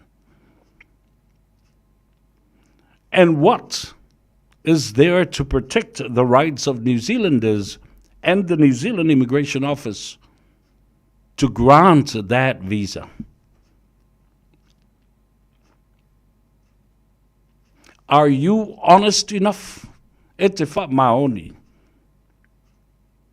I le malienga o leo tu o tuai o e te sa. Olono winga. E iai le me tau na whai. E iai ai inga te tau na whaata oto ina ia whaamariaina ma pui puia le tula whono ma tangata anu o New Zealand. The integrity, the credibility, and the protection of the New Zealand people and the authorities as well. Whaafonga me le la tula I mai. Pe a whai se mea whapena. Mai au te tali tonu e le ai se mea whapena e mawhai un whai. Leo o te tala atu le 24 months multiple entry visa. New Zealand government will turn around, and especially the New Zealand Immigration Services, and say, look, I think we gave you a better deal than that emergency free visa. E te tau, o na iai ni ai inga, o na mea lea, me fwoi lea leina o fasidi. Lea lea ai inga, o na mea lea ua te tala tuu sao noa whapena le vai whale leo mai o saina I Samoa. Wai le ingi Samoa ngofu whao I saina. Tolu masina, tolu sifuru waso, lea se bea. Tau na wha la wilo ina ia mana malama lea tunu u. I lea vaenga, ma lea vaenga. Ia. Ia te oe la ia. Le te nofu nei ma mafu whau. O whea vaenga nei e te mana o mia. Multiple entry visa for 24 months. Po le visa lea, le emergency free visa. E te sauain. Le ale umi e te sauain. So these are the logistics that needed to be worked out between the two countries and the two departments. Department of the Prime Minister, which in Samoa, which has the authority over the immigration services in APR, and the New Zealand Immigration, the Labour Department here in New Zealand. Wa o vaenga na o le vaia New Zealand Immigration, on matanga luenga leipa, minsta o leipa, e lalo lana vaenga, ia vaenga nei, trade, whewhata wa inga, immigration, o le o a whemalanga inga, Department of Internal Affairs, vaenga au tū, mō mata upu whalonto I whale. O tātou New Zealand Immigration, o lo I lalo le matanga luenga le paramia I Samoa. O lo I lalo fo le matanga luenga le lipa. Whewhata wa inga. Mata upu whalonto I whale. Nā la le hai inga le la whai e pui ai New Zealand. Ia e pui ai fo I matatou, ma le ai a tātou te whewa I whapea. E te tau na malama, le office o New Zealand, la le mafuanga e te sauai. O no winga e ke saua ki kanguoki I le tausanga atoa. Lele mai nei, mai o le maliu o lau anti. Lele mai lea vai aso o le maliu o lau anko. Lele mai lesi vai aso o le anko o lau anti. Ia, le ngā mea. Le a kara pepero solo kangaka o le kungu. I le whaingong ia lako excuses ma alofanga I ni mafua anga o mai ai. And usually, this is the personalities of Samoa and the typical people we are. O tātou lava, tātou te toi whaaleanga ina le system, because we will abuse the system and use it to our advantage. Ai whawhiwhia lana isi tangatai.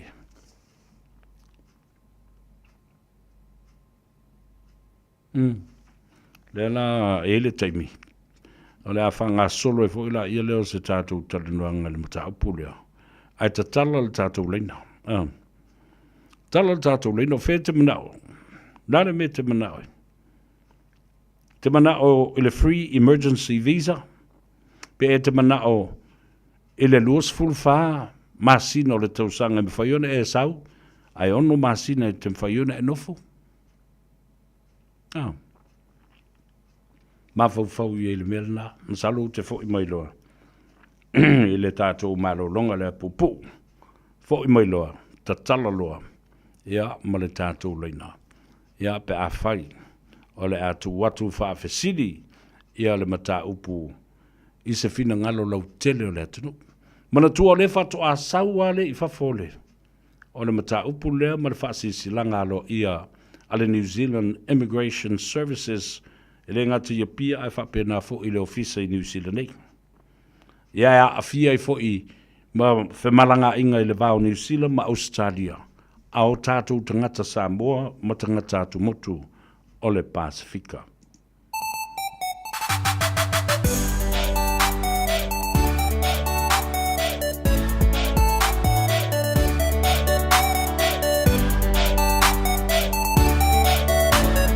Please on the track, nigga.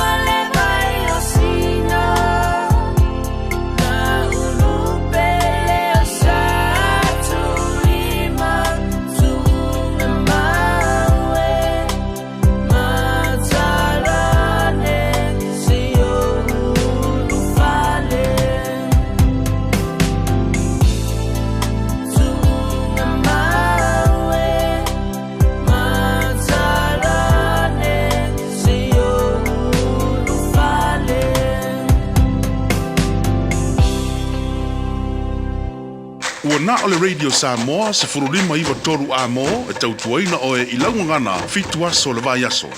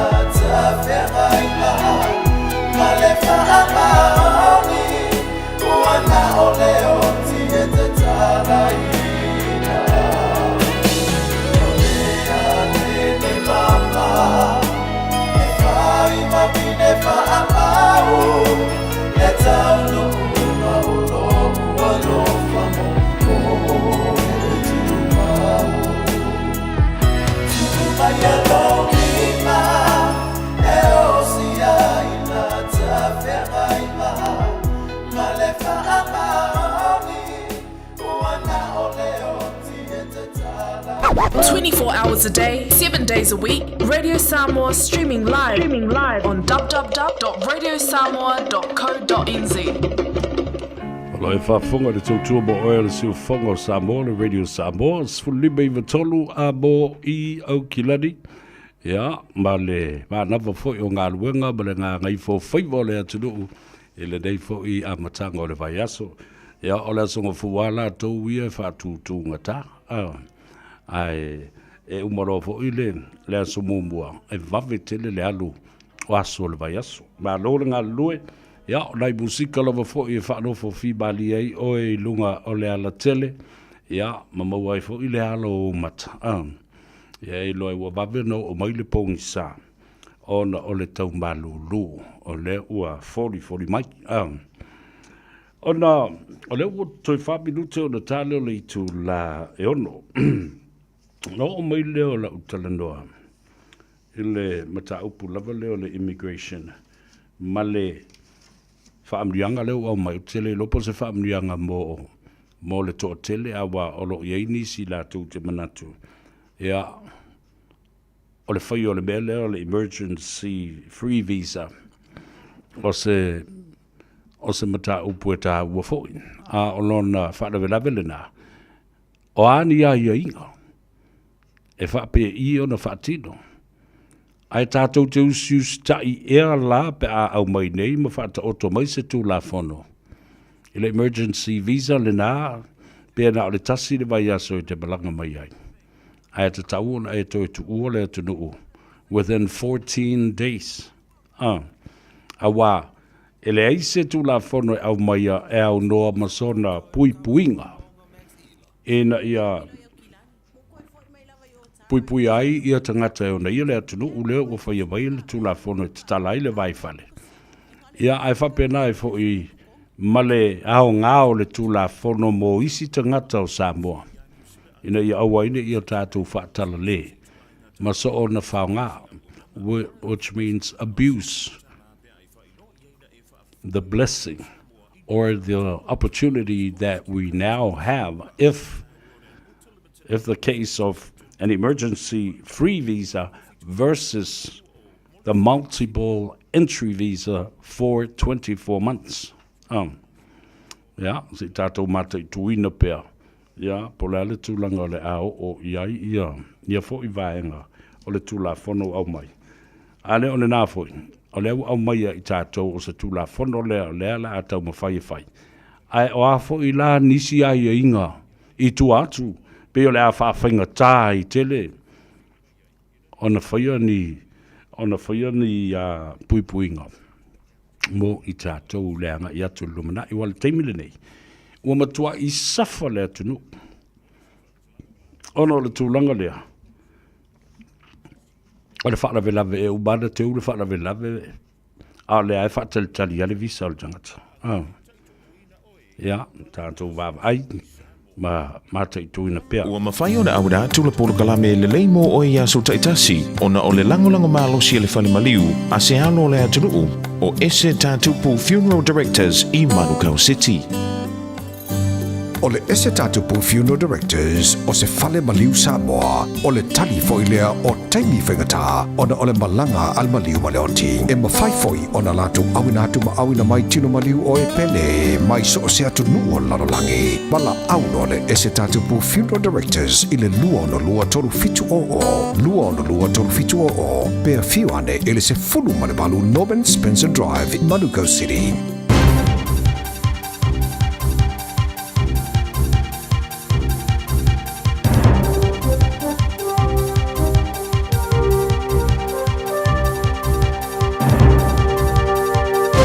In this update, the Tourism Minister says hitting more markets will pay off long term.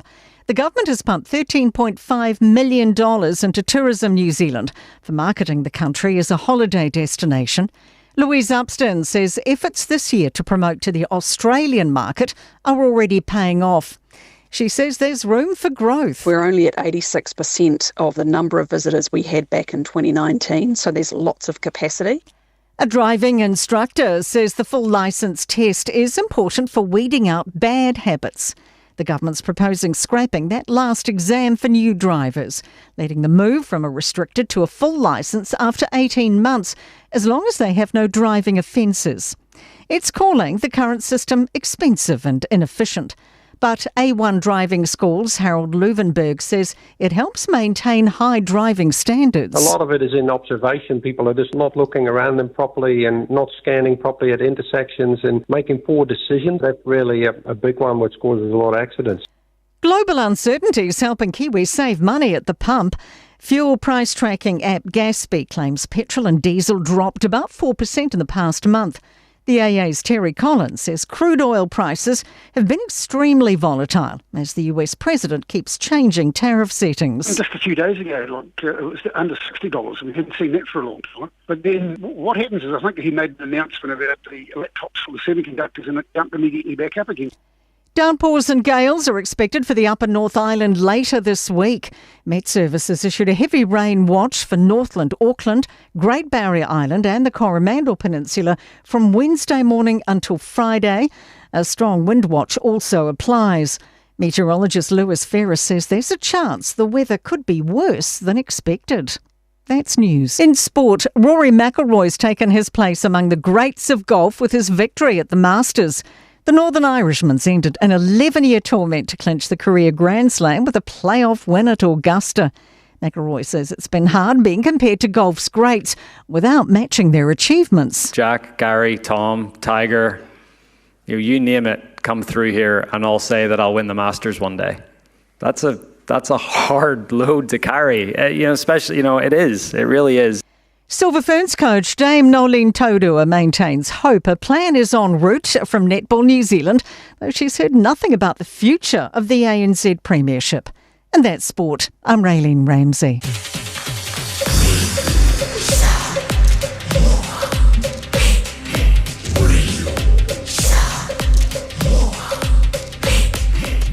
Ia, tawalunga toa ia tātou talafou I vai whanua le ngana Peritania I na ua wha ma le afa minuta o le ua tea nei ia le tu la e ono.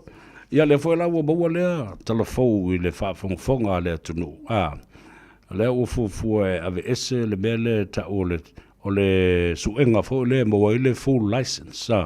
Nunuinga umalau learner's license Sfulu valu masina e te no foi ma avele ta vale o na foi la ile le restricted license after 18 months ya e ko meki ale mo lau full license ma nei fo na fa sefia sa o tupele ale a tangata lo tele ile umio na fa tali e mo foi to foi to su e ya le full license ile a fo ile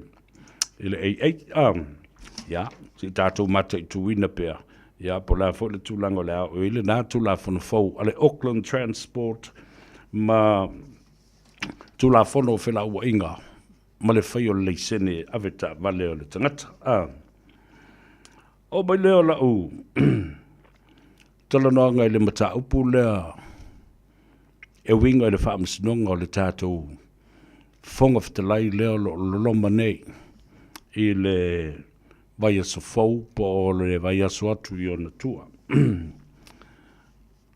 E le malanga mai lea anisi fo I sui o le HRPP ma whaalawi loa le avea o nisi o le whongwhtalai whaodioli I whaatasi fo I ma le sui whongwhtalai. Ia sa tele lavatala sa nginga.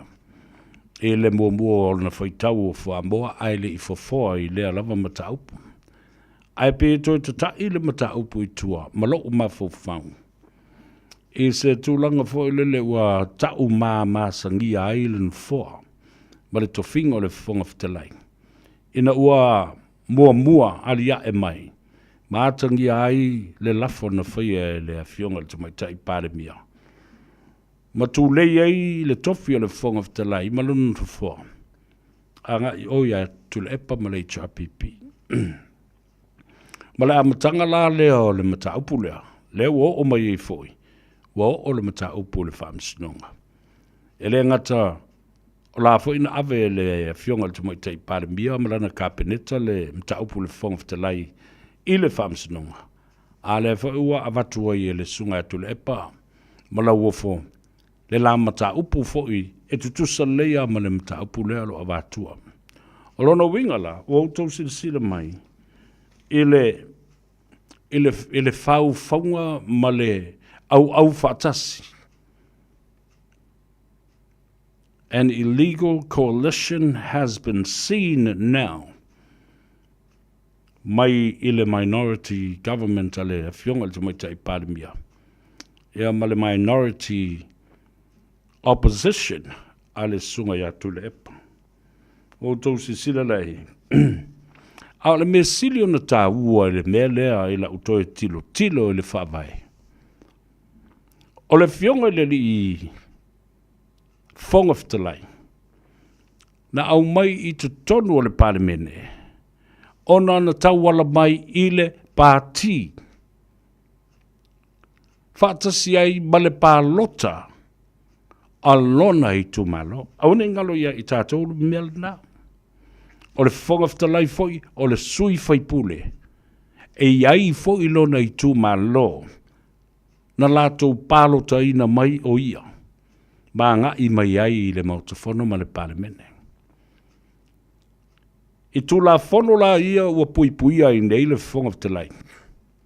Wale mawhai ai o na whaia lana pālota or casting his vote. In many cases, the majority wins. A o toi sila tutoa iai, e iai lea ia te tau fo i le whamsin, o le whongaftalai. E whai e lana pālota. Awa a le whai o whai lana pālota. Ua le ai se a ia te tau ma se leo o lona i tū ma lo. Whaalala whanga po lona i tū pālota. I le pāsia, po le pāsia o stula whono i tono le mauta. Which means that the speaker's constituency will continue to be silent and not heard, and their rights are not exercised. Wa, mamo maila. Nela o tutu mai nei lau li ia matofi le whongaftalai ma le whongaftalai whaolioli ma le a sui whongaftalai whaolioli. Ale vāngale na ona uto e wha manatu atu. E tilo ma sila i ai. Lea tunu, ai maise o le wha msinonga. I le teimi e tutula i ai. Lala na leo na ufai atu. Tele o teimi e pasi ai so se tula fono. E manu malo le ioe. Po le au si lima foi. Tau te wawa ai e le lango i ai le whongaftalai. Langa o ia le whaatula i mai le fasili. Ma au mai le fasili i lo maa mea. E te lewa ai atu fo i o whapea o e sau no mai le ioe. O na ioe whaatasi mai le ma le whongaftalai pesi i fo i lo na lima. E le ai. Ua manu malo le ioe. Pa ua manu malo fo i le ai. O lo winga la, e te tau o nā mana ia le tu malo palota, po le tu malo wha la le whanga o le whionga le whongaftalai. A le palota la le whongaftalai, o lo winga le se leo lo nei tu malo. Le se sao lo nei tu malo. E tu la fono o lo o fausia, ma pasia, ma teu, ma tau whaofi, ma whaofi tonu le mauta fono ma le pale mene o Samoa. Leo ngonga le nā. O le wawa ai i le mata upu lea.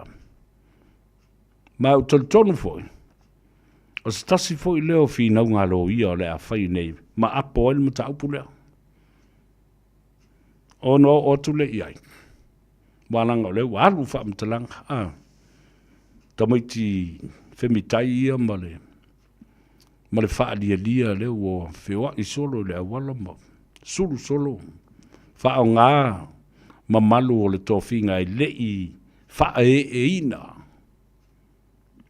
E su e tupe ai. Ala me tupu pēa o mai nei ai mā rōle whongaftalai. Mare ai a tau fo i e wha o ngā i le pālota le whongaftalai. Ina ia ausia le lua vai tolu. e pāsia ai se tūla fono tā ua ma le onga e tau na whai tono na mauta. Le mea lana lai pongi sa ai fo mai stangata. Whapea mai. E le ai se tūla fono. E la foi le panota pe fa tu el palota pe fa nga le palota pe fai ai le panota ale fionga le fong tala. A member of parliament, the speaker as a member of parliament through the vote of his constituency fa salianga, which means it is it is an unfair and unjust that if the speaker does not vote, his constituency does not have a voice to pass law in parliament. Ngala lina nuna winga la ele ma se sao la o le tu malo o le fionga I le fong of talai. I so se teimi e pasi ai se tu la fono. E ngu. E le eise leo. Ta ua le nā o le amana ia fo I la. O ai a ta tau o tangata ia na au maia le fong of talai. I to tono le mauta. No wawa ia tu. O whatala noa mai ia se tasi o li whaipule sa vea fo I ma minsta. Le fionga ia to lupe. O ne semo pou mulinuku. Na whasiringi ai se a lava. Na le au mai ai ia ni leo mai whafo su ere mali o tu au. Ina ua mai o na whaasala lau ele sui ele sui palembia ia tuala. O le a ave le wha mua I le mata upule. Ma o le a au maia ia ni leo mai whafo. Nā tau te whai ele suesuera. Ai te iu o toi tau nu mai ia le fionga le sa whapito le te mai tai pare bia mai sana whontanga na whaia. Na malanga ia tunu ui whafu. Tau nu mai lo mawhia me tau fi ato le porkalame leo. Le tau finga la leo le porkalame. Lea na mafua I loa. Le au mai o ni leo mai whafu. E ria I loa ma isi mata upu. E peo le suenga la. Ale sunga la uli ala tau ia ma anga I loa ia I lana ai a tatau. Ai o le mata upu o leva na tau na whai. As a private prosecution. Wa o le mele na lai. A o le mawhai o na talutonu wida leo I le lato whai ungo lato suenga. E tau lona whaulu se tangi. O se private prosecution mai se tangata.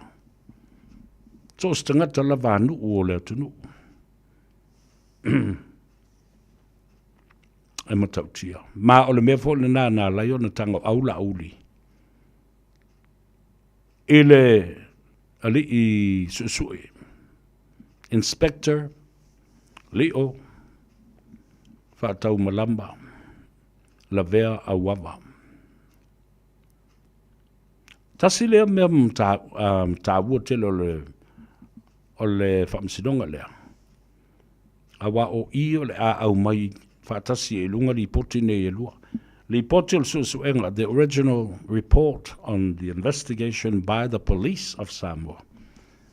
Au mai loa male li poti la lea ali o whatau malama. Lea o tuli nei malamatanga luenga leo. Anyway.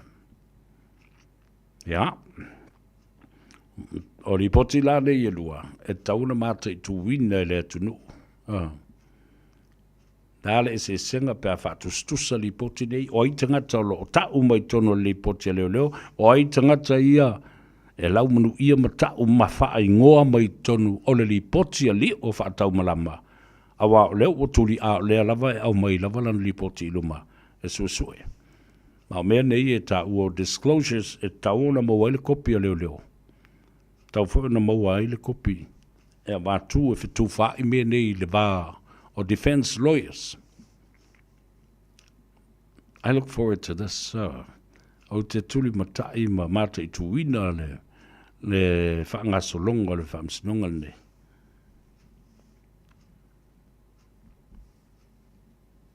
Ona wau mai lea i le mata upu o le tasi le miliona. Sa o matamata atu le asa whareile na se ima vai atu nei.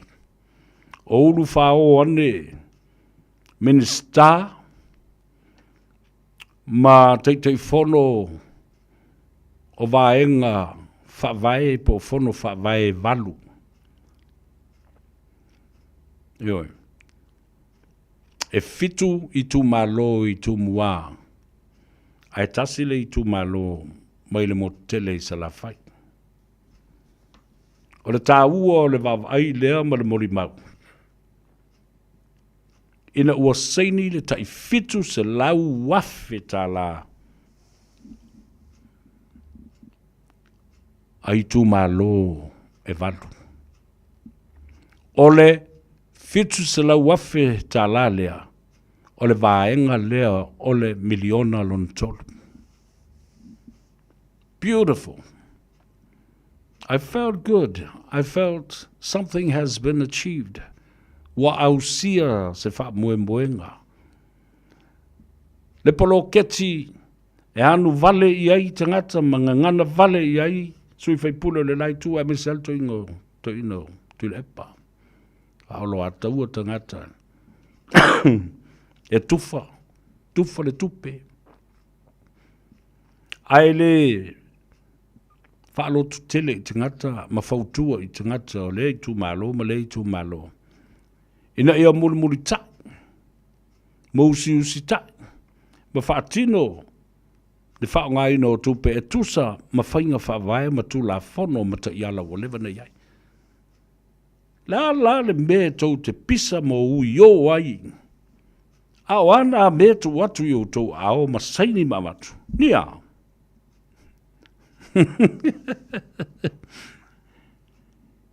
They are part of the $3 million. Well, te atu le $12 million. Pau te ngata ia o loo whaatalitali mai i le lātou miliona lona lua ma le lona tolu.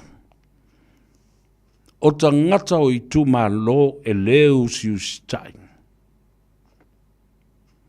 Lātou te le kea, le popole, le amana ia le poloketi e le malo. Ia le whaana fi eiva mai le se tupe. What now? They've just signed and allocated $700,000 of the $3 million.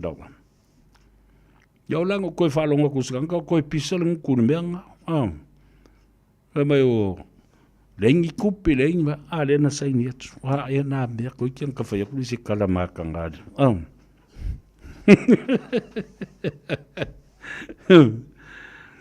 Te ilo ai le whaata mala e ti ngā lava o nā watu. Wai, ngala utala.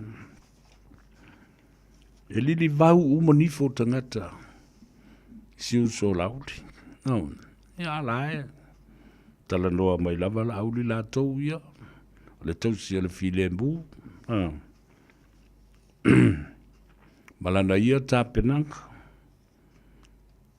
A tolo le mea le nae le iona matua ma losi nea nganga ma le fatu ma le loto o le nei fo i uso wa atu o na taulangi. I lau tali tanunga. E fiua e lili vau. A o i la ua va aia ma lau mai tau. Pe lau le pepelo po le tau whaaleanga po le se po sasi po wālava meo pepelo a oi meo ma. O la uli o le tangata u tapena e le atua. Nā fole nā e te ngāo na tele le fou, tele le fili. A tula ia la uli e pepe uma ia pea ile leo la ulima upo le launga la ulima. Mautoltono sangatolo ia ile tua. Mata pena fo ile tua o la to umani. Fa longo lo upo e la lafo lunga e isi tangata. O le tonu lola ia le ma fa tusa. Ile le au panga ma la uli. Ile saunoanga. Ma le fue ma le to o lo ia la uli ki livai. Ma mo moli ai se sa vali ile atunu. Iwa. Ele se tala se ma se tala vane ai le na tala.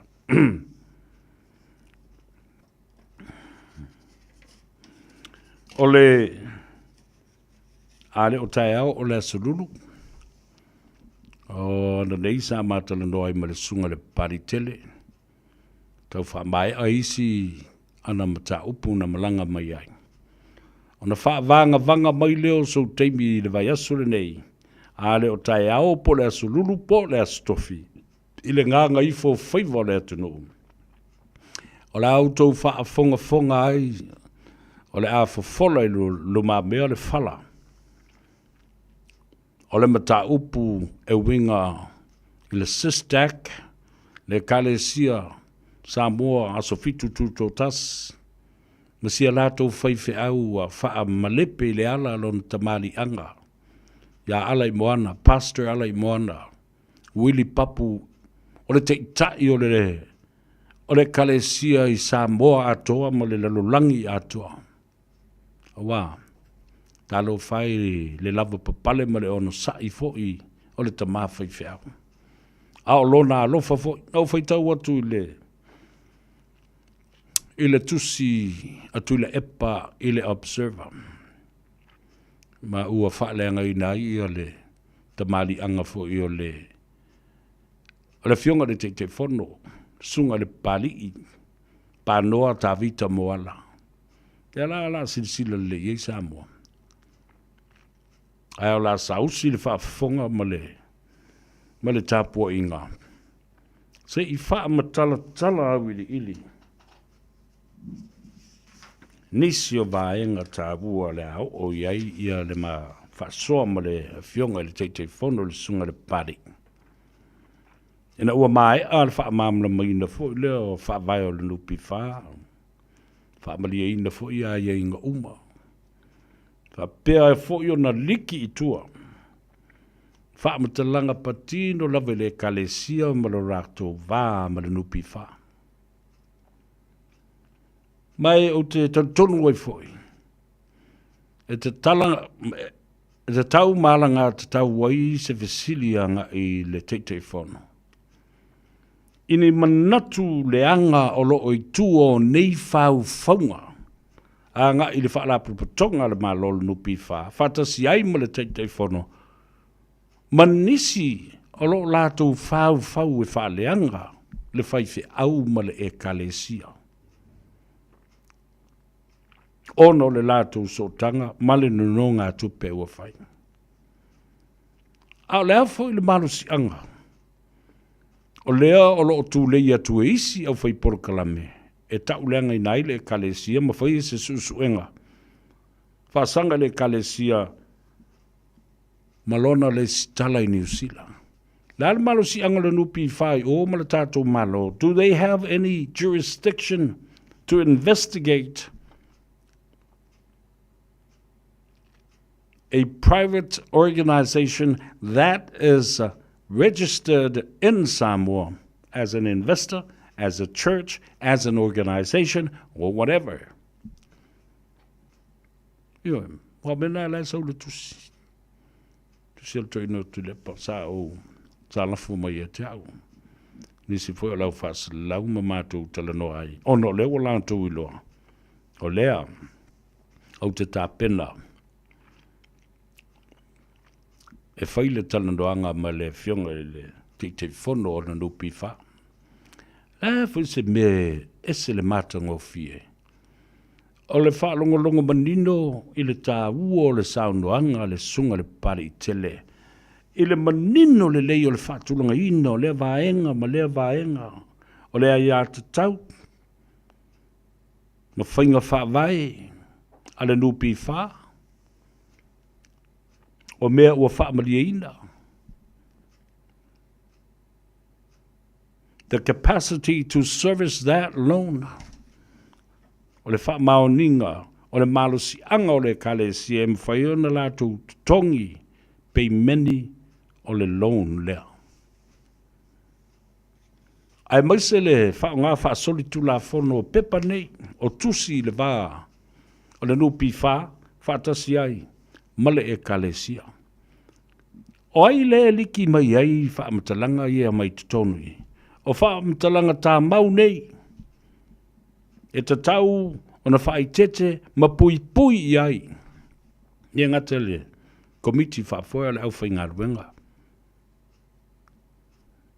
O le ala so tanga o nisi o lo iai tono o matanga aluenga i nistanga te tuatu. Ma whaasala lau o tuai le tala, ma lea lea tuai, ma mamulu o tuai. Ma liki atu, whaamatalanga e te tau na pui pui malutia i te tonu. O le whaalapu tonga le nupi wha. Ja. Por kalambe la na le au whaasoa ai i le fionga le te whono. Mai la tau na whaasalawina i lunga o la tau por kalambe. I ata nei and exposed on screen of their programs. Ia wale ubona tau fi umama wha maure le ia namia. Whether they are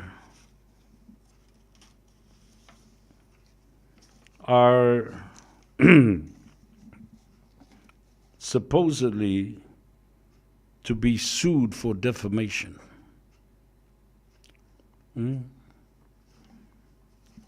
For defamatory comments and with exposing and producing those documents on air without legal permission.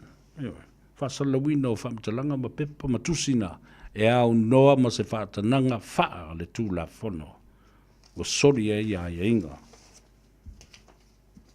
O le tamari anga ma le tūto tasi.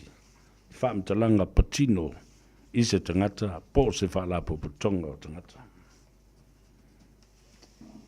Te le vaenga le am whainu wha mai atu lansua te au.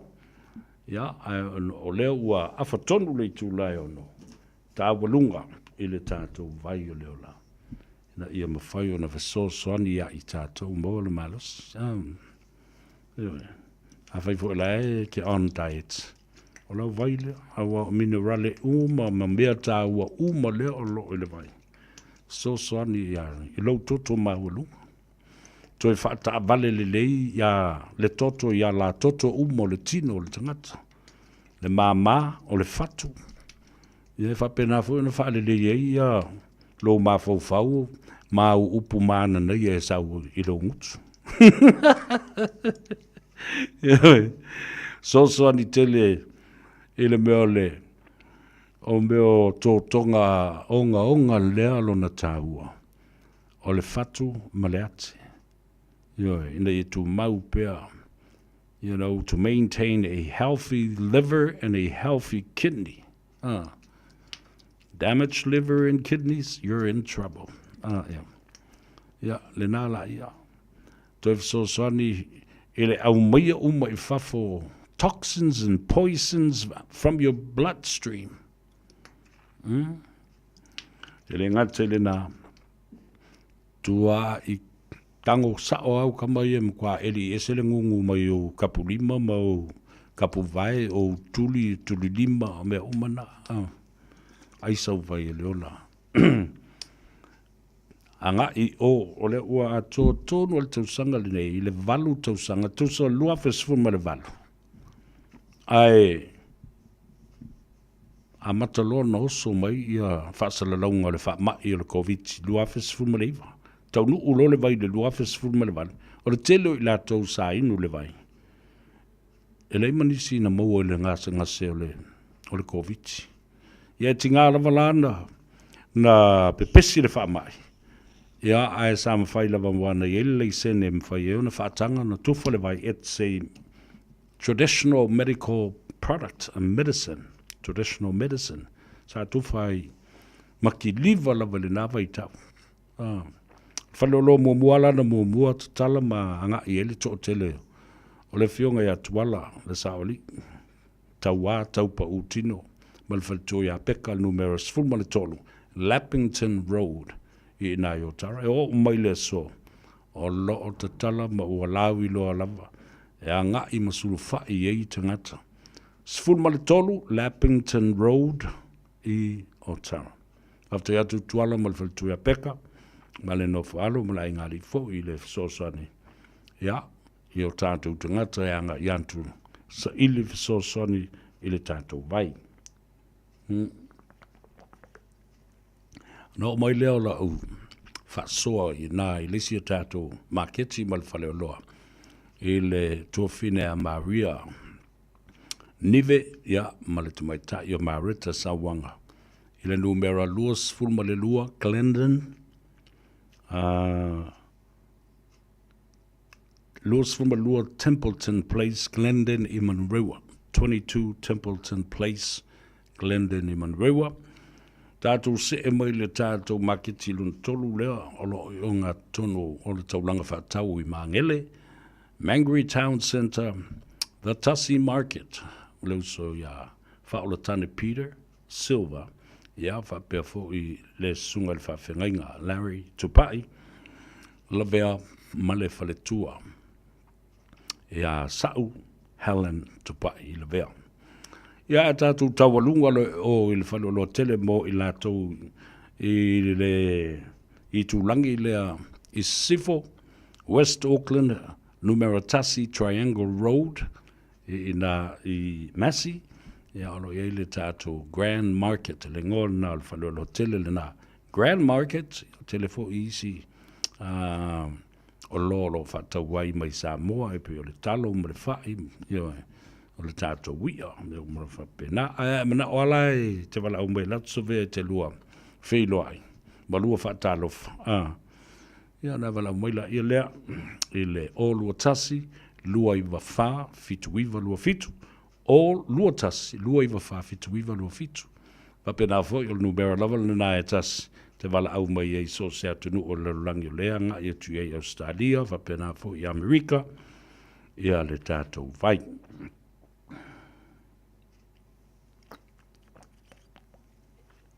Vai lele u fasisi la mea lele u fie ingo ale vai.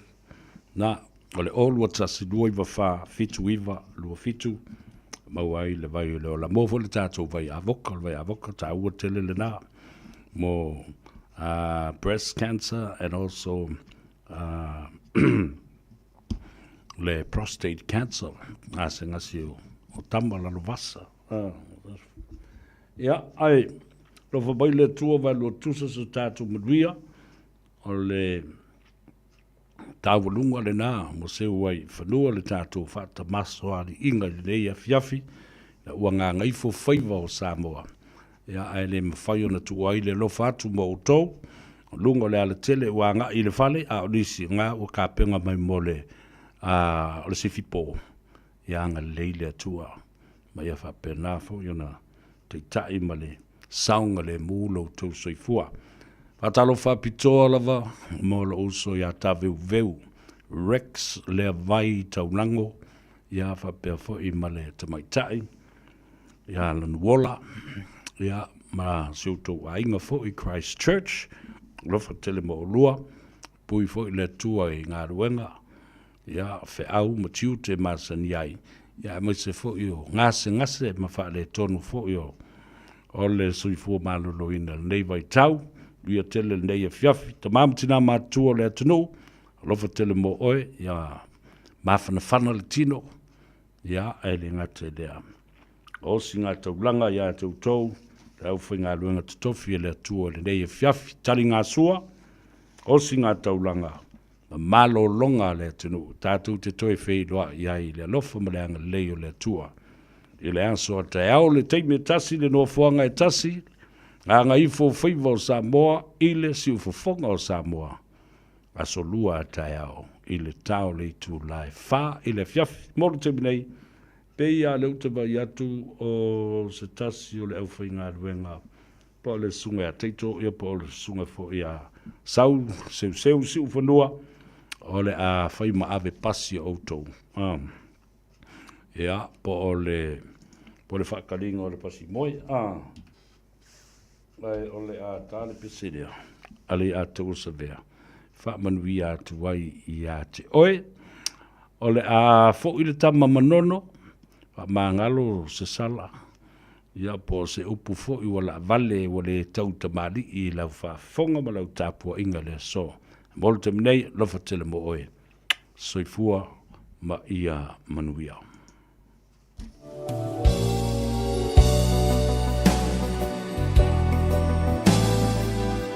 Ia, ma whaftai atu ai fo ia i la tau o paanga tō tino i lunga o le Facebook page.